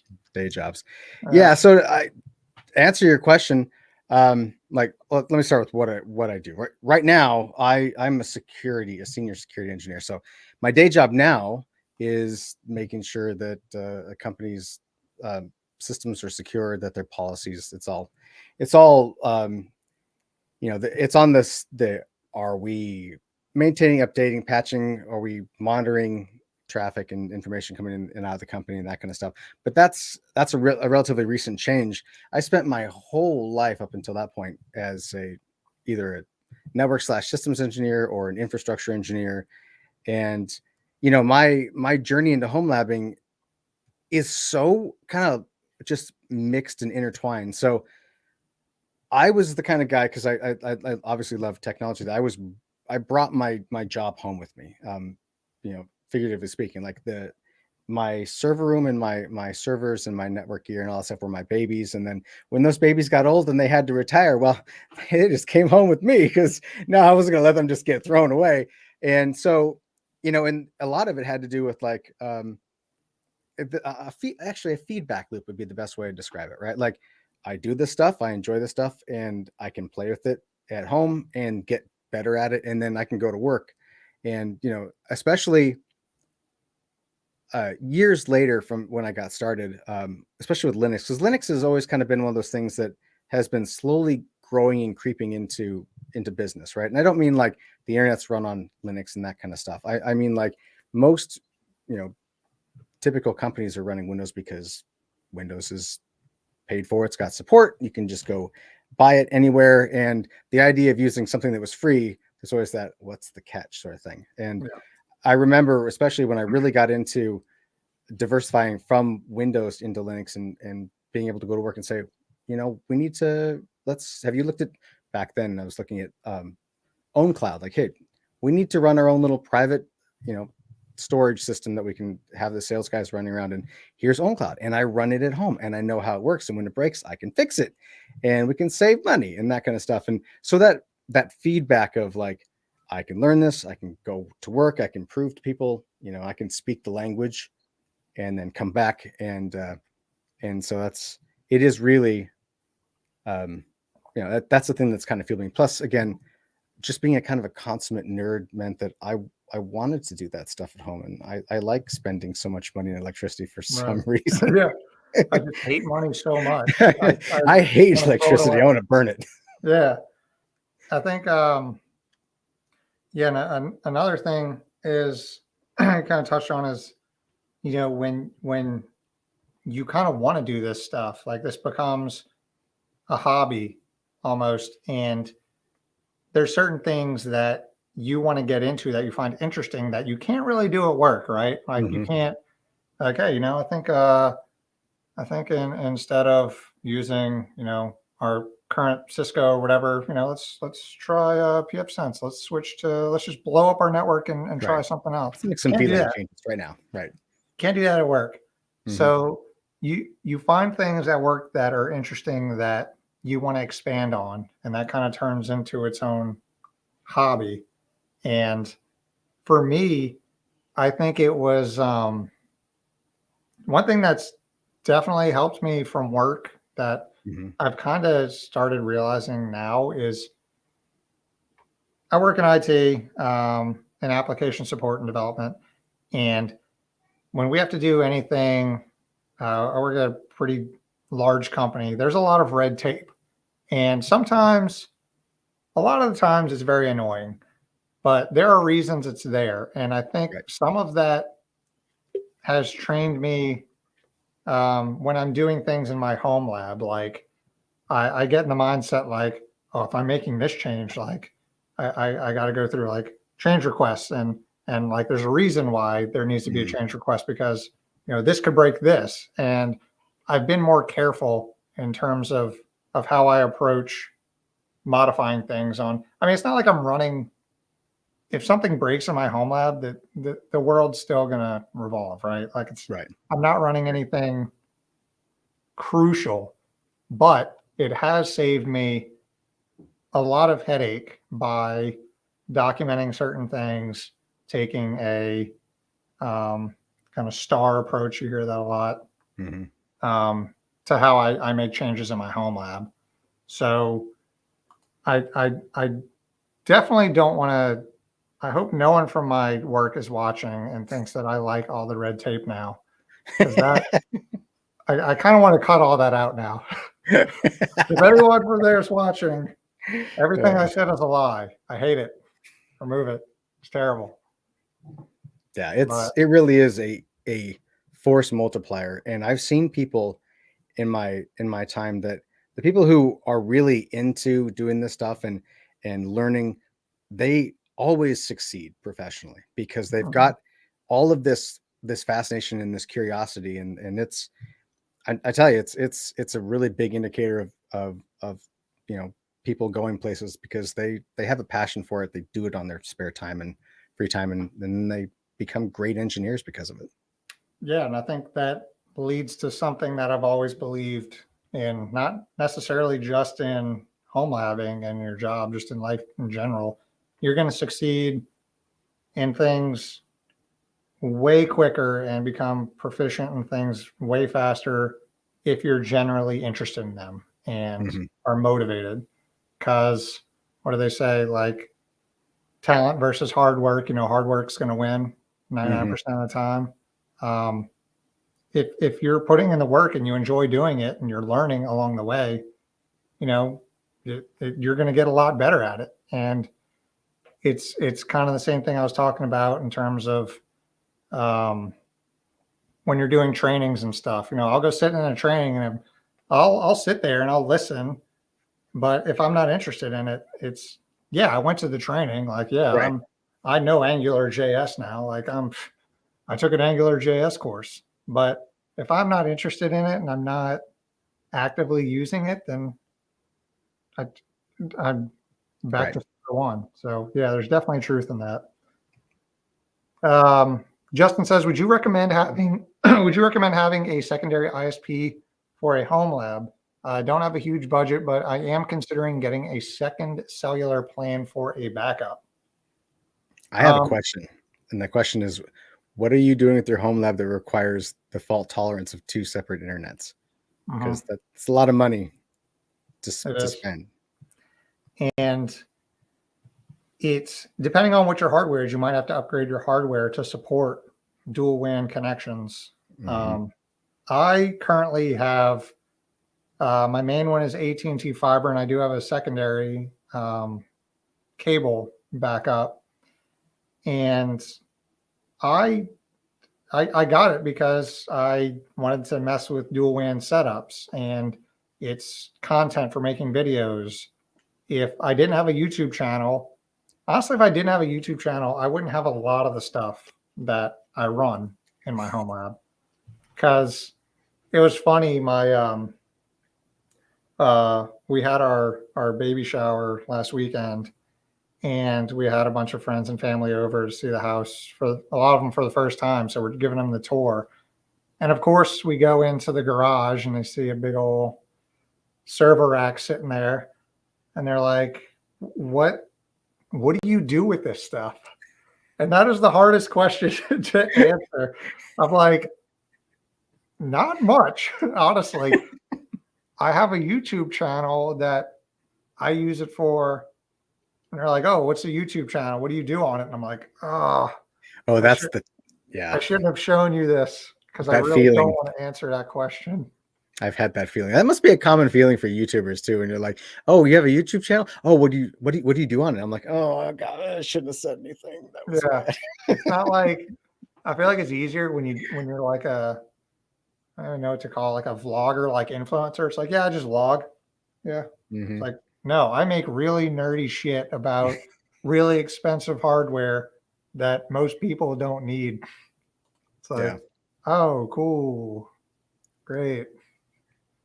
I Yeah. actually have people at work that, and friends that, know my YouTube channel, and they're like, yeah, I can only get through like half of your videos usually, but I watch them. I'm like, oh, I appreciate that. And I fully expect you not to get through a lot of my videos. They are very niche, Mhm. but yeah, that is an interesting question to answer. Yeah. You mentioned your home lab in the garage. Um, have you ever had the garage open and had neighbors walking by and have them look in and be like, what is going on in there? Because I've had a few really weird experiences where I was left the garage door open. I was upstairs and I have a window that looks down, and these people walking by like, and there was a guy and a gal, and the gal's like, "Oh, what is that? What?" She's like pointing into my garage at this big Yeah. black monolithic rack making a bunch of noise. And the guy she was with like, "Oh, he must be Bitcoin mining. He's a Bitcoin miner. That was all that is. That's what all that Yeah. noise is." And I'm like, "No, it doesn't make any money. It actually just Yeah. It's the consumes all opposite. my money." Yeah. I've, funny because, I'll shorten the story, but, the guy, we kind of knew the guy that we bought this current house from, and we were talking to the neighbors, and eventually they were like, oh, previous owner, like, yeah, he was big in the tech, like he helped me with like my hard drive broke and stuff, and like, he was like the tech guy. And I was like, let me show you something. So I opened the garage and I pulled back the curtain, and they're like, oh shit. We're gonna send previous owner a picture of this. He's gonna be jealous. So they they weren't as we had a previous tech guy living here before, but he wasn't on the level that having a 42U rack system in your garage running a YouTube Mhm. channel level, but they Did were you end kind of up used being to it. neighborhood tech support now? Yeah. Real Bad Mike says the easy answer is just say nerd stuff. That's kind of Yeah, that's what I fine. usually do. If it's someone that I know is just really not going to like my content, I'll say it's a lot of nerdy stuff that you're not going to like. And they're kind of like, oh, all right, Yeah, that's cool. cool, cool. Um, so I speaking of, you talked about your job, Mhm. um, especially being in security. Let's talk about some security stuff these Sure. days. What comes across your plate in like an average day, week of your job in terms of like just Man. security stuff you're dealing with? Because I don't work in security. I'm the one who gets mad at the security people for making me fill out forms and do risk assessments and stuff. Hmm. Yeah, it really depends. So fundamentally, a lot of it has to do with. Okay, I'll paint you a picture in the audience. I work for a relatively large company. There's like 1,600 employees in this place, right? And it's a big campus, and there's a bunch of stuff all over the place. Users using accessing the internet or working with systems, and And one of the big parts is handling all of the logging and data that's being generated by systems, virtual infrastructure, switches, firewalls, everything that can send and receive logs, we have to collect, and then we send it through, machine learning and AI stuff to try to clean it up and make it so that a normal person can read it, like millions of logs a day. And so, some of it is dealing with this person, someone in some far off place tried to log into Microsoft 365 with their username and password, dealing with phishing and all that kind of fun stuff. And I want to say though, because a lot of people in security get a bunch of crap. I don't administer phishing tests. I'm not the guy at your company who's sending you a phishing test and then like telling you shouldn't have clicked that link. I know the guy who does it, and I'll give you his name. So, if you want. kind of a little, well, not really off topic, but does the guy who administers those, does he actually write them himself, or is there just like a vendor who puts these things out? Because I've seen some that are just so the range between some are so bad that like if you click these, if you got fired, I'd be like, you kind of deserve it. Yeah. And then some are just like really, really impressively put together. So maybe we just have two different guys at our company that put them together, because I've seen some really impressive ones and I've seen some just like, who would click this? Who would ever click this ever? Yeah, it depends on your company and what your budget is, right? So a lot of small companies they'll just send out fake emails to see what happens. And the Nigerian Prince style, like, click on this for $1 million. And then like bigger companies pay for services that have an entire like system around it. So you select groups of people and it's all integrated with your company's directory services, and you go, send messages. And if they, the amount of visibility, I think people don't really realize the amount of visibility your company has over what you do is quite, for some people it might be scary, for others might be, of course, because they own all the hardware. But like, we can tell if someone opens an email because the phishing test system integrates with the corporate mail system. So we know when they open it, we know if they sent it to spam, if they reported it, or if they clicked on it. And then, and their campaigns. So a lot of times you just define what you want the campaign and the scope of the campaign and how complex, and then you just hit go. And most companies you're trying to get, depending on the type of industry you're in, because it always depends on like the type of people who work there. Are you manufacturing people, or do you have like technology people? And then depending on that type of company, certain percentages of those people are considered acceptable, and you try to get below 5% or 2%, whatever your thresholds are. But in terms of home lab security, one thing that I see a lot, and no judgment for these people, but it's just something I see a lot, is people who are new to it. They'll watch like a YouTube video and they'll see, oh yeah, cool, I want to expose my Plex. I want to host my own website. I want to host this. I want to expose it. I want to be able to access it everywhere. They saw a video about doing it, and now they want to host everything in there that they can get their hands on in their home lab. And I've seen a couple of people who kind of want to do all that without understanding the basics first, the basics of like network security, exposing your stuff to the outside world. And I should have said this in the beginning when we were talking about our biggest mistakes. I forgot about this one. I actually got hit with a crypto mining worm because I made a mistake when I was doing a video about self-hosting and exposing your stuff. I exposed my guacamole instance, which is, you don't know what guacamole is, a delicious dip that you can make with avocados, onions. Tasty.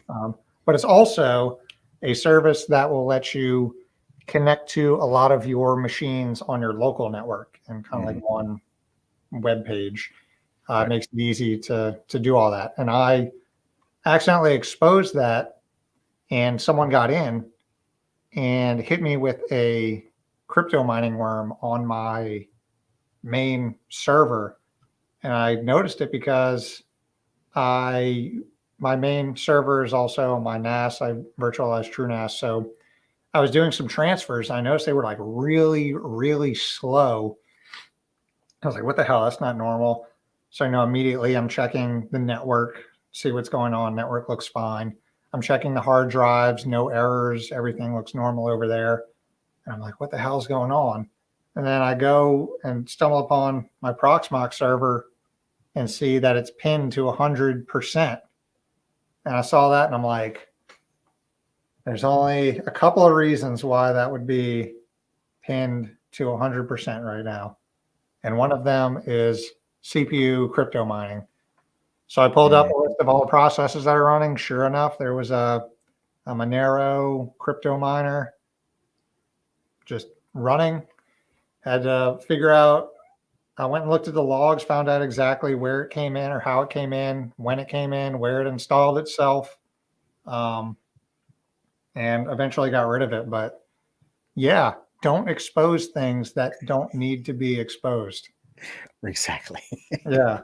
Long story short, Yeah. I know it's fun. I know it's exciting, but don't do it. Yeah. And the internet is full of people who spend all day long trying to find vulnerabilities and then take advantage of them. And a lot of it is almost entirely automated from the first, the first level is, script kiddies and people like that who are just hitting every IP address, trying a thing, and then reporting it back for later investigation by somebody who's going to spend the time to really figure out how to get in. So, your Monero thing might have been, there was a known vulnerability. They were able to just take advantage of it like that. And I have been there. It's been a long time, but I used to run a WordPress server a long time ago, and that got hit too. And that was, but someone was just, turning it into an email relay and just spamming out of my thing, which was different kind of worse, different kind of, but yeah. And that's why you don't run your own mail server, ladies and gentlemen. Yeah. I briefly looked into running my own mail server, and then I was like, nah, I'm just going to pay the $5 a month for Proton. Proton Mail. It's easier. We talked earlier. I remember when we were talking the other day, we were talking about the Log4j. How did that affect? What was life like during the whole debauchery that was going on with that? It was a fascinating time. Thankfully the org that I work at, other than VMware, because most of VMware's user interfaces and web stuff is all Java based, so they were affected. That's all on the inside, so like the external risk was less of a concern, and this company is more of a window shop for a majority of stuff. But I sat beside a bunch of friends who work for really big companies that have a bunch of AWS, and their entire stacks were Java, and there were like a good 3 or 4 days where I don't think that those people slept, right? Like pour one out for those guys. It was a rough time. Yeah. And you don't understand how many, like, as we talk about this, like when a vulnerability comes out, you see them coming out weekly, monthly, I don't know. You hear about a big vulnerability that needs to be patched. And I think a lot of people just look at that and say, oh, I'm just running WordPress, or I'm just running this.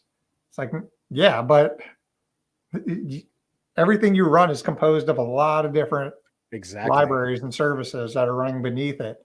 Yeah. So just because you didn't spin up a Log4j service doesn't mean that it wasn't in every single thing that you had spun up. So it's like, and that's one of those things about self-hosting that you kind of have to be careful of, especially if you're exposing a lot of your stuff to the web. That just opens it up for more vulnerability attacks. And that's why I just recommend keep it at a minimum. Yeah. Yeah, for sure. And patch your stuff, guys. Like whatever you're running, patch it religiously, even if it's behind your firewall. Yeah. They don't just do it for fun. They don't release security patches. They're not just doing that just for funsies. Yeah. There's a reason these come out. So Yeah. Yeah, make And sure your stuff is patched.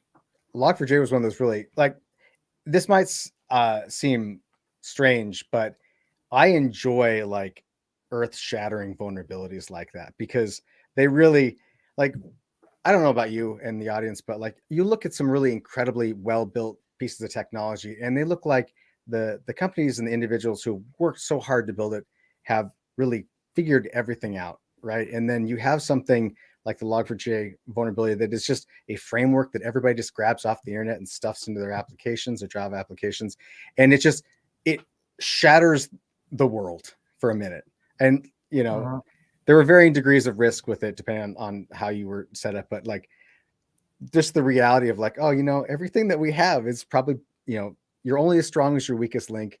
And there's always that one little link that's just like, this is going to break the internet for a couple of days, make a lot Yeah, of people sad. And that and was enjoyable.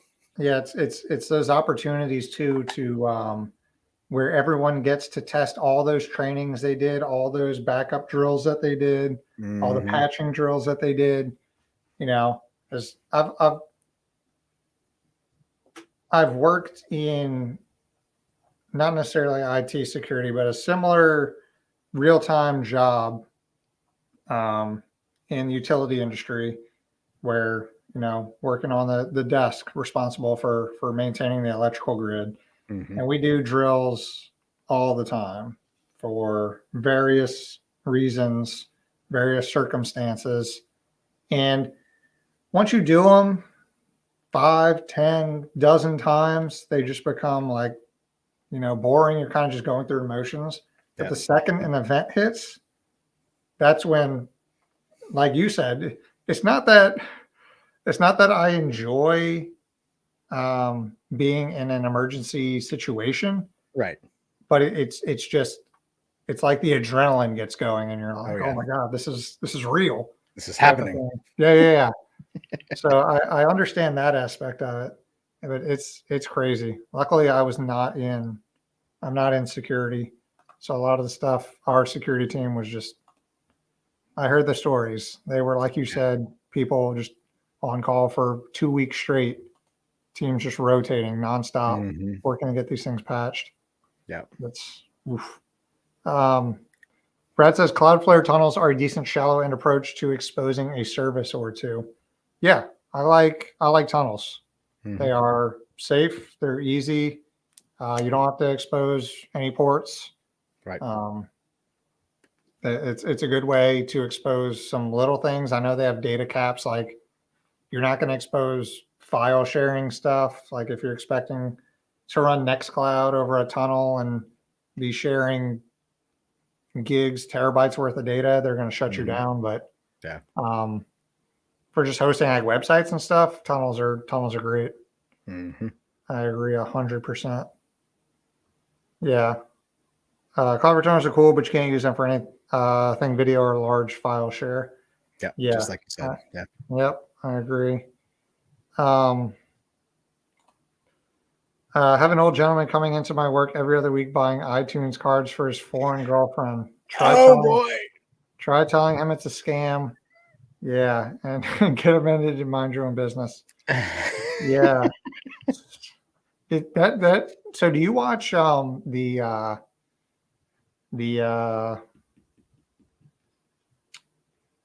what's his name? Kit Bonga on Mhm. YouTube? He does the scammers. He just keeps them Yeah. all. Oh yeah. I've seen quite a few of his videos. Yeah. Oh my god, dude! That I've seen a couple. There's a couple of them that are popular now. Mhm. Some of the I don't know what to think about that. It's so on one hand, it's like how can you fall for these types of things? Like how you know people see this and they're like, how can you think that? But then on the other hand, it's like these people are victims of this, and it's like Right. obviously they don't want to be scammed. They're not sitting there like, oh gee, yeah, I sure hope I'm getting scammed right now. Let me give all my money away. And yeah, that's another aspect of security as well. Like the not necessarily just the cyber part of it or the person, what do they call it? Like The social engineering and yeah, I social mean, engineering. yeah. that's a whole nother aspect of security, right? Because you can lock down everything. You can do everything by the books in terms of your network security, your application security. Mm-hmm. But if you have someone that clicks a link or gives away a password or does whatever, it's all that's for nothing. Yeah. In this So, industry, your most high risk is your users, always and mhm, forever.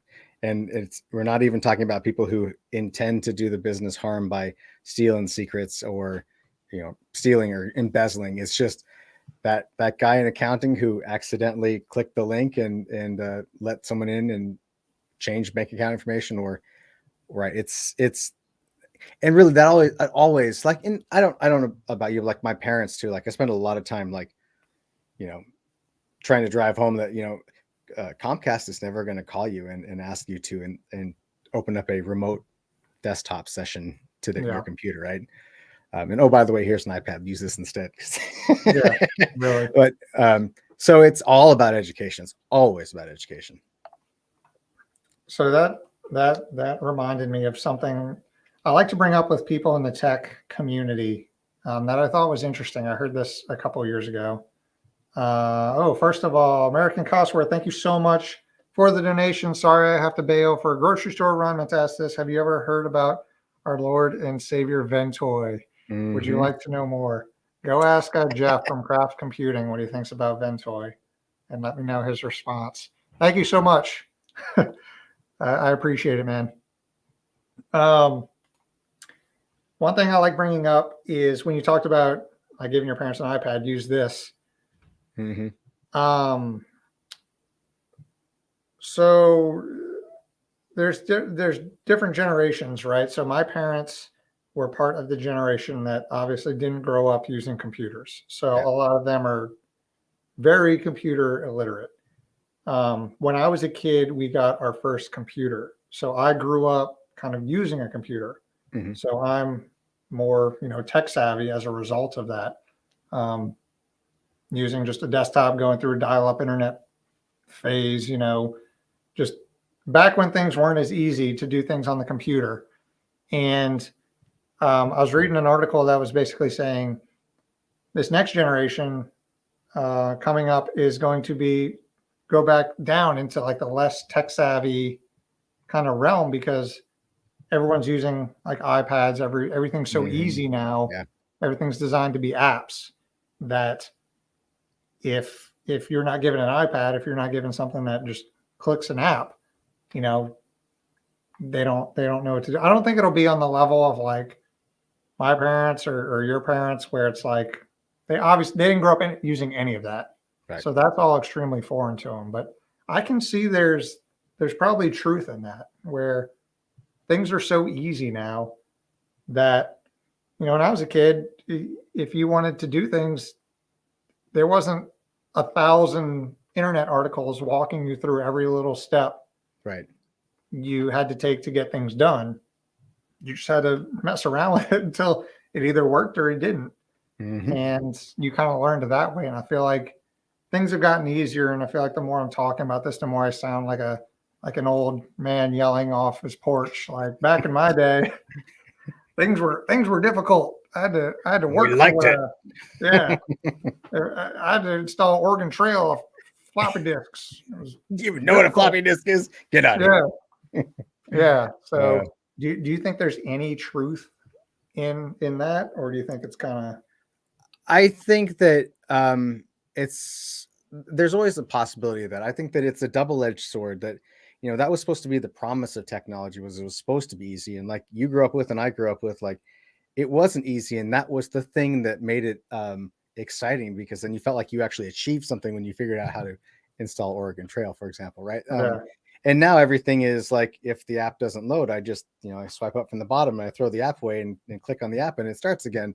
yeah, I'm hoping that what actually happens with this, and I don't mean to take this on a little bit of a tangent, is that with the advent of more readily available systems like ChatGPT, for example, um, we can start to cultivate a new generation that is standing on the shoulders of giants, where they don't necessarily need to know how to program the way you know how to program, but Mhm. learn how to utilize newer tools to get the same result, and so that they can, I mean, literally stand on the shoulders of giants, right? Like all that effort before can be utilized by future generations. And Yeah. No, I agree. I mean, I am well in favor of technology getting better and making things easier for people. Mhm. But at the end of the day, that also comes with a downside, right? Because then things are getting so easy to where if stuff breaks or if stuff goes haywire, people are less inclined to know how to manage Right. that or deal with it. But that shouldn't ever be a reason to stop, improving technology and making things easier for people. Yeah. And that brings up AI and chat GPT. Like, even it's only been super popular for the last, I know AI has been around for a Sure. while, but it's only starting to become mainstream now. And I feel like you have two kind of groups. One that's like, this is the greatest thing ever. It's going to make life so much easier. It's kind of, and then you have the Terminator people who have Yeah. watched Terminator and think, or iRobot, and think the AI is going to, become a thing that destroys humanity. Hmm. Um, and I obviously, I think I'm not on the side of Terminator, but if it can do some pretty advanced things now. Like, it's pretty impressive what it can do. Hmm. And just to think of how quickly technology is evolving now, like, imagine what it's going to be in 10 years. Like, what I'm struggling to figure out what it won't be able to do in just a decade's worth of time. Yeah. Yeah. I mean, this was supposed to be the thing that we all were hoping for, right? Yeah, We're hoping everyone for wanted that, right? yeah, it was supposed to be a future where, like, I don't want to, but I'm more of a Star Trek nerd over a Star Wars nerd, right? So the idea of like a utopia where we get to follow our passions and let the Mhm. toiling be done by something that doesn't, have to care, right? And so I maybe it's because I'm a nerd at heart, but I firmly believe that this is all a good thing, and Mhm. that the tough stuff that people complain about right now, which is like, well, it makes it harder for teachers to teach and that stuff. Like, well, it's time for you to evolve the way you teach, and you Mhm. know, ask people to come up with things that cause them to actually think, and utilize those systems. Because if you're just asking people to write prompts about, you know, you know Yeah. history, you're going to get a really well written automated response. Yeah, I think that brings up a good point. Um, I feel like right now, AI is still like a tool to further something you're already working on. It's a tool to help you get to where you're going. I think the day where it becomes not a tool anymore and just becomes its whole entity that performs everything you need to do without you even providing any like type of critical thinking, then that's when I think the negative side effects can start kind of slipping in. Because right now, it's cool, but you have to know what you're doing. You have to use it as a Hmm. tool. You have to put in some effort Yeah. and kind of use it. Keep saying the word tool, but use it as a tool to get to where you're wanting to go. It's not necessarily doing all the work for you, but it's helping you along the way. And I think that's where it can become dangerous, is the day that we're not using it like that anymore. It becomes just regular day life where we no longer have to apply ourselves to kind of get things done. But then, there's always going to be two sides of that, because, like you said, that just frees up things that we no longer have to worry about to focus on things that people actually want to do with Hmm. their life, right? Like passions and obviously just doing what you want. You don't have to worry about these trivial things that can be solved by AI. Yeah. And I see Techno Tim in here. Thank you so much for the donation. Um, so when AI can build me up a Kubernetes cluster without me having to DM Techno Tim all week wondering why it's broken, then that's going to put us YouTubers out of business. We don't even we don't even need to create tutorials or anything. There's just Nope. going to be an AI, a bot that can do it all for us. Mm-hmm. I don't think it'll get that bad, but No. Once it gets that bad, then hopefully I'm old enough to not care anymore. yeah, exactly. Like, I don't care about the world. I Yeah, did my thing. yeah. I remember I recently did a video about web scraping, company called Bright Data, Mm-hmm. and they were showing me some examples of how people use their web scraping tool. And one stood out to me because it was really cool. What this guy did was he used web scraping to pull in like the top articles, top news articles for the week or whatever. Mm-hmm. Then he fed it through an AI trained model to pull out, to kind of summarize it. It took these articles and it summarized it. And then he fed it through something else. He fed it through all these steps to eventually where he automated scraping news articles. He automated the AI part of summarizing it, and he automated it to where it created a video for him that would automatically post it as a short on like YouTube or TikTok. Mm-hmm. So essentially, it was this bot creating news articles with videos and AI generated like reading it to you. I was like, holy crap, that is cool. That's quite the workflow. Yeah, I was like, wow, I wish I would have thought of that because that is a really cool project. Yeah. Which I may still look into it because I kind of want to do it myself because it sounds so fun. Mm-hmm. And I've been debating getting into AI. It sounds like such a Have you debated getting into AI yet? yeah. I hear So it's like really hot right now. a douchey thing to say. It's so hot. Have you heard about our Lord and Savior AI? Chat GPT, right? Yeah. But I have I talked about this.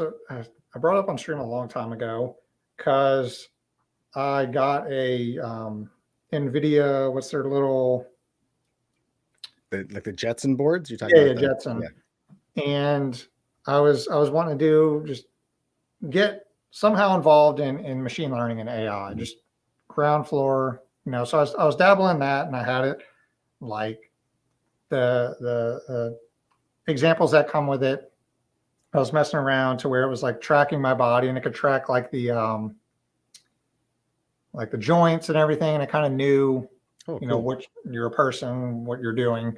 Mm-hmm. And you kind of feed that in, and I wanted to train it to do like if you're at a gym, if you're doing like powerlifting or stuff or lifting, it could like count reps, it could judge your form, it could give you like a score based on how you're lifting.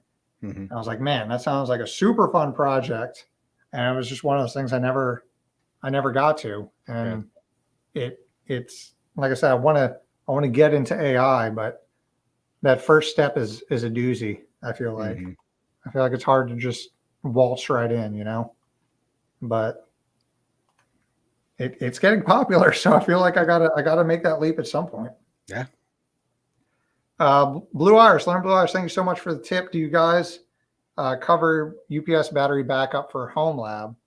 I have two UPSs, one for my networking gear, one for the other stuff, but I don't have anything sophisticated running on it yet. If you want to talk about like really sophisticated UPS backup stuff, you have Techno Tim in the chat right now. I am giving you permission to ask him anything you want because I know he is the net server guru over here and can teach you everything you need to know about that. But what are you doing for yours, Rich? Currently, I have an APC 1500 RM, so I've got an actual server cabinet UPS, and it has enough power to run everything that's in there. So the whole stack is on that, and it's got a remote access card, and I pull the statistics via SNMP, throw them into Grafana, actually using Telegraph. I throw them in a Grafana and graph out all that stuff so I can see what my overall health of my network. Funny story. Doing all that led to, because you mentioned working in the power industry. So I have my UPS and APC is great. Lead acid batteries are kind of a they're just expensive. They don't last super long, so it is what it is. But I noticed in my graphing from the data from the UPS that the power coming from the power company was never getting above like 112 to 118 volts in, and it would vacillate, especially in the summertime when you could tell when air conditioners were running. It's like there it goes, right, going down, to the point where we got a hold of the power company and we're like, we're never seeing anything above 120 or at 120. And then one day, all of a sudden, dude, it was like solid as a rock. Like someone went out to the box on the side of the road and just turned the screwdriver up a little bit and turned that potentiometer up. But yeah, the giant potentiometer on the transformer. Yeah, exactly. So, but turn that voltage up. Yeah, but just the crazy thing about like all of that information is actually there. We just don't see it. And I mean, I remember I posted on Reddit one of the power forums about the voltage stuff, and the general consensus from electricians was, well, as long as it's not too low, it'll course correct for it. That's fine. But you obviously don't want to run things below forever. And it was nice to see them actually PGE out here fix it. Yeah, that's something just people don't see, who the hell is going to find that their house is running at 112? Right. Like that's just not something people know about. So when you called the company, they're probably like, what? Oh yeah. Like it explained to them like, oh, actually I have my own miniature power system that's monitoring the grid and here's what's wrong. And they're like, excuse me, sir, but this is a residential address. What are you doing? Like, we don't believe you. Yeah. Real Bad Mike says, I just use a Powerball, whole house UPS. That's the jealous. OP solution right there. Sounds dope. But we were looking at getting solar, but shit, it's so expensive. It's just we want to do it. You actually have the sun, where I live up in Oregon. Yeah. And we don't have as much. Yeah, we got plenty of that. But we were debating about doing it, or we were definitely going to do it. And then we have another financial burden that should be here in a couple of weeks. So we have to take care of that. Yeah. Yeah. So that's priority number one. But one day we'll have solar. Yeah. But the people do you get the people that come to the house? Yeah. And you're like, no, thank you. No, thank you. I don't want this. Well, I mean, the government will help pay for it. And the state of Oregon gives you tax base. I'm like, I said no. We made the mistake one time. Like we had so many come. We're like, all right, let's just listen to one of them. Let's see. So he comes in, he starts talking about all these benefits of solar and blah, blah, blah. And he's sitting there for like 30 minutes before I'm just like, dude, okay, well, what's the size? What's it going to cost? Oh, well, hold on. Let me show you what, blah, blah, blah, blah. And for our house, they wanted $115,000 to do our house. Wow. I was like, no. What? Like, I'm never making that back. And they're like, well, no, if you take what you're paying in electricity and just apply that to our loan per month, then it's like, dude, I'm not paying for solar panels. I'm not taking out a 30-year loan to pay for solar panels. Right. It was insane. We did find a company that was much cheaper, but it's I'm hoping the tech gets so advanced to where it's more mainstream and the prices come down, which I assume it will. But right now, oof, yeah, that's crazy. And like, when you own a house, you can't just be like, okay, today I want solar. Well, how many years are left on that roof? You might need to put a new roof up before you can put new solar panels up, which adds to that expense some more, right? Yeah, and just imagine selling a house and being like, Oh, I'm still paying off my solar panels Yeah, and so on the it's roof. your problem now. Yeah, yeah. Like, if you want this house, you're taking the rest of this loan. Here's the paperwork. Have a Yeah, nice I am day. not taking this 30-year solar contract with me. That's oof. Yeah. Yeah, solar is so expensive outright. There's no reasonable payback, and you're damned if you want battery back. Yeah, battery backup is just Mhm. that's whew, Yeah. that's even more expensive. So yeah, right now, I see a lot more solar in our neighborhood. There's quite a few houses around here with solar. Mhm. One of my good friends just got put on his house, but I still think 5 more years before it comes more like affordable. Yeah, Because maybe. right now, God, 100 grand. Imagine trying to sell somebody some solar panels for $100,000. Did he have a straight face when he did it? Oh yeah, and he was like offended when I he was like upset when I was like, yeah, that's a lot. That's something we're gonna have to like think about. And he's like, well, I need to know. Oh no, it was before because I kept asking him like, we need a price, and he's like, well, I need a yes or no. Are you guys interested? I'm like, I told him, I'm like, dude, you're sitting in our living room. We invited you into our house. Obviously, we're interested in solar, but you haven't told us a price. Mhm. And finally, he's like, oh, okay, yeah, yeah, yeah, here's the price. And I'm like, no, that's get out. Get out. Yeah, that's absurd. And I don't think he was too happy, but oh well. We haven't seen him again. Just moved So on to the next neighborhood, and then the next, and then the next. yeah. What are you a are you looking for your next vehicle to be an electric vehicle? Are you part of that crew? I this is gonna sound I am, but let me explain why. It's Okay. because I like torque and Okay. I want to go fast. Yeah, yeah. And then I can I can look at some people and be like, look, I'm helping the environment. Mhm. And but in deep inside, I'm like, you know, I can go fast, fast. I can go. Yeah, I can spend more money on tires every year because I burn off Yeah. all the tread. Uh, but yeah, other than that, like I, it's a constant debate because I would really like to have something that again, primary focus is can it go fast, and I don't ever want to own a Tesla, so Yeah. that limits my options quite a bit. Mhm. But I mean, because I always said my next truck was going to be an electric truck, Hmm. but I end up I bought a new truck like a couple months ago. It was not an electric truck. I feel like we're like say 3 years away before it's Yeah, actually something the normal person can consider because right now, you have to worry about charging it in your house and you have to worry about, charging it on the road. hmm, And that's just something that's inconvenient for a lot of people.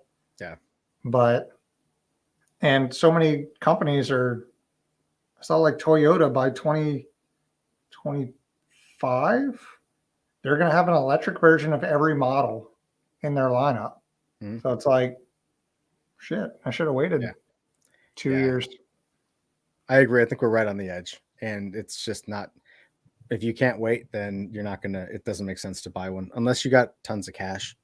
And Oh, I yeah. mean, I work from home, so like on a professional thing, so it's like I don't necessarily need to have a lot of range, but I know that the day I decide I'm going to drive someplace out of the city limits and be like, oh well, I got 250 miles or Yeah. whatever, and I better start searching. Yeah. And that's the big thing, right? Like if you're just driving around town every day, like an electric vehicle is so awesome. You Yeah. never have to buy gas again. But that time where you want to take it across the country, Hmm.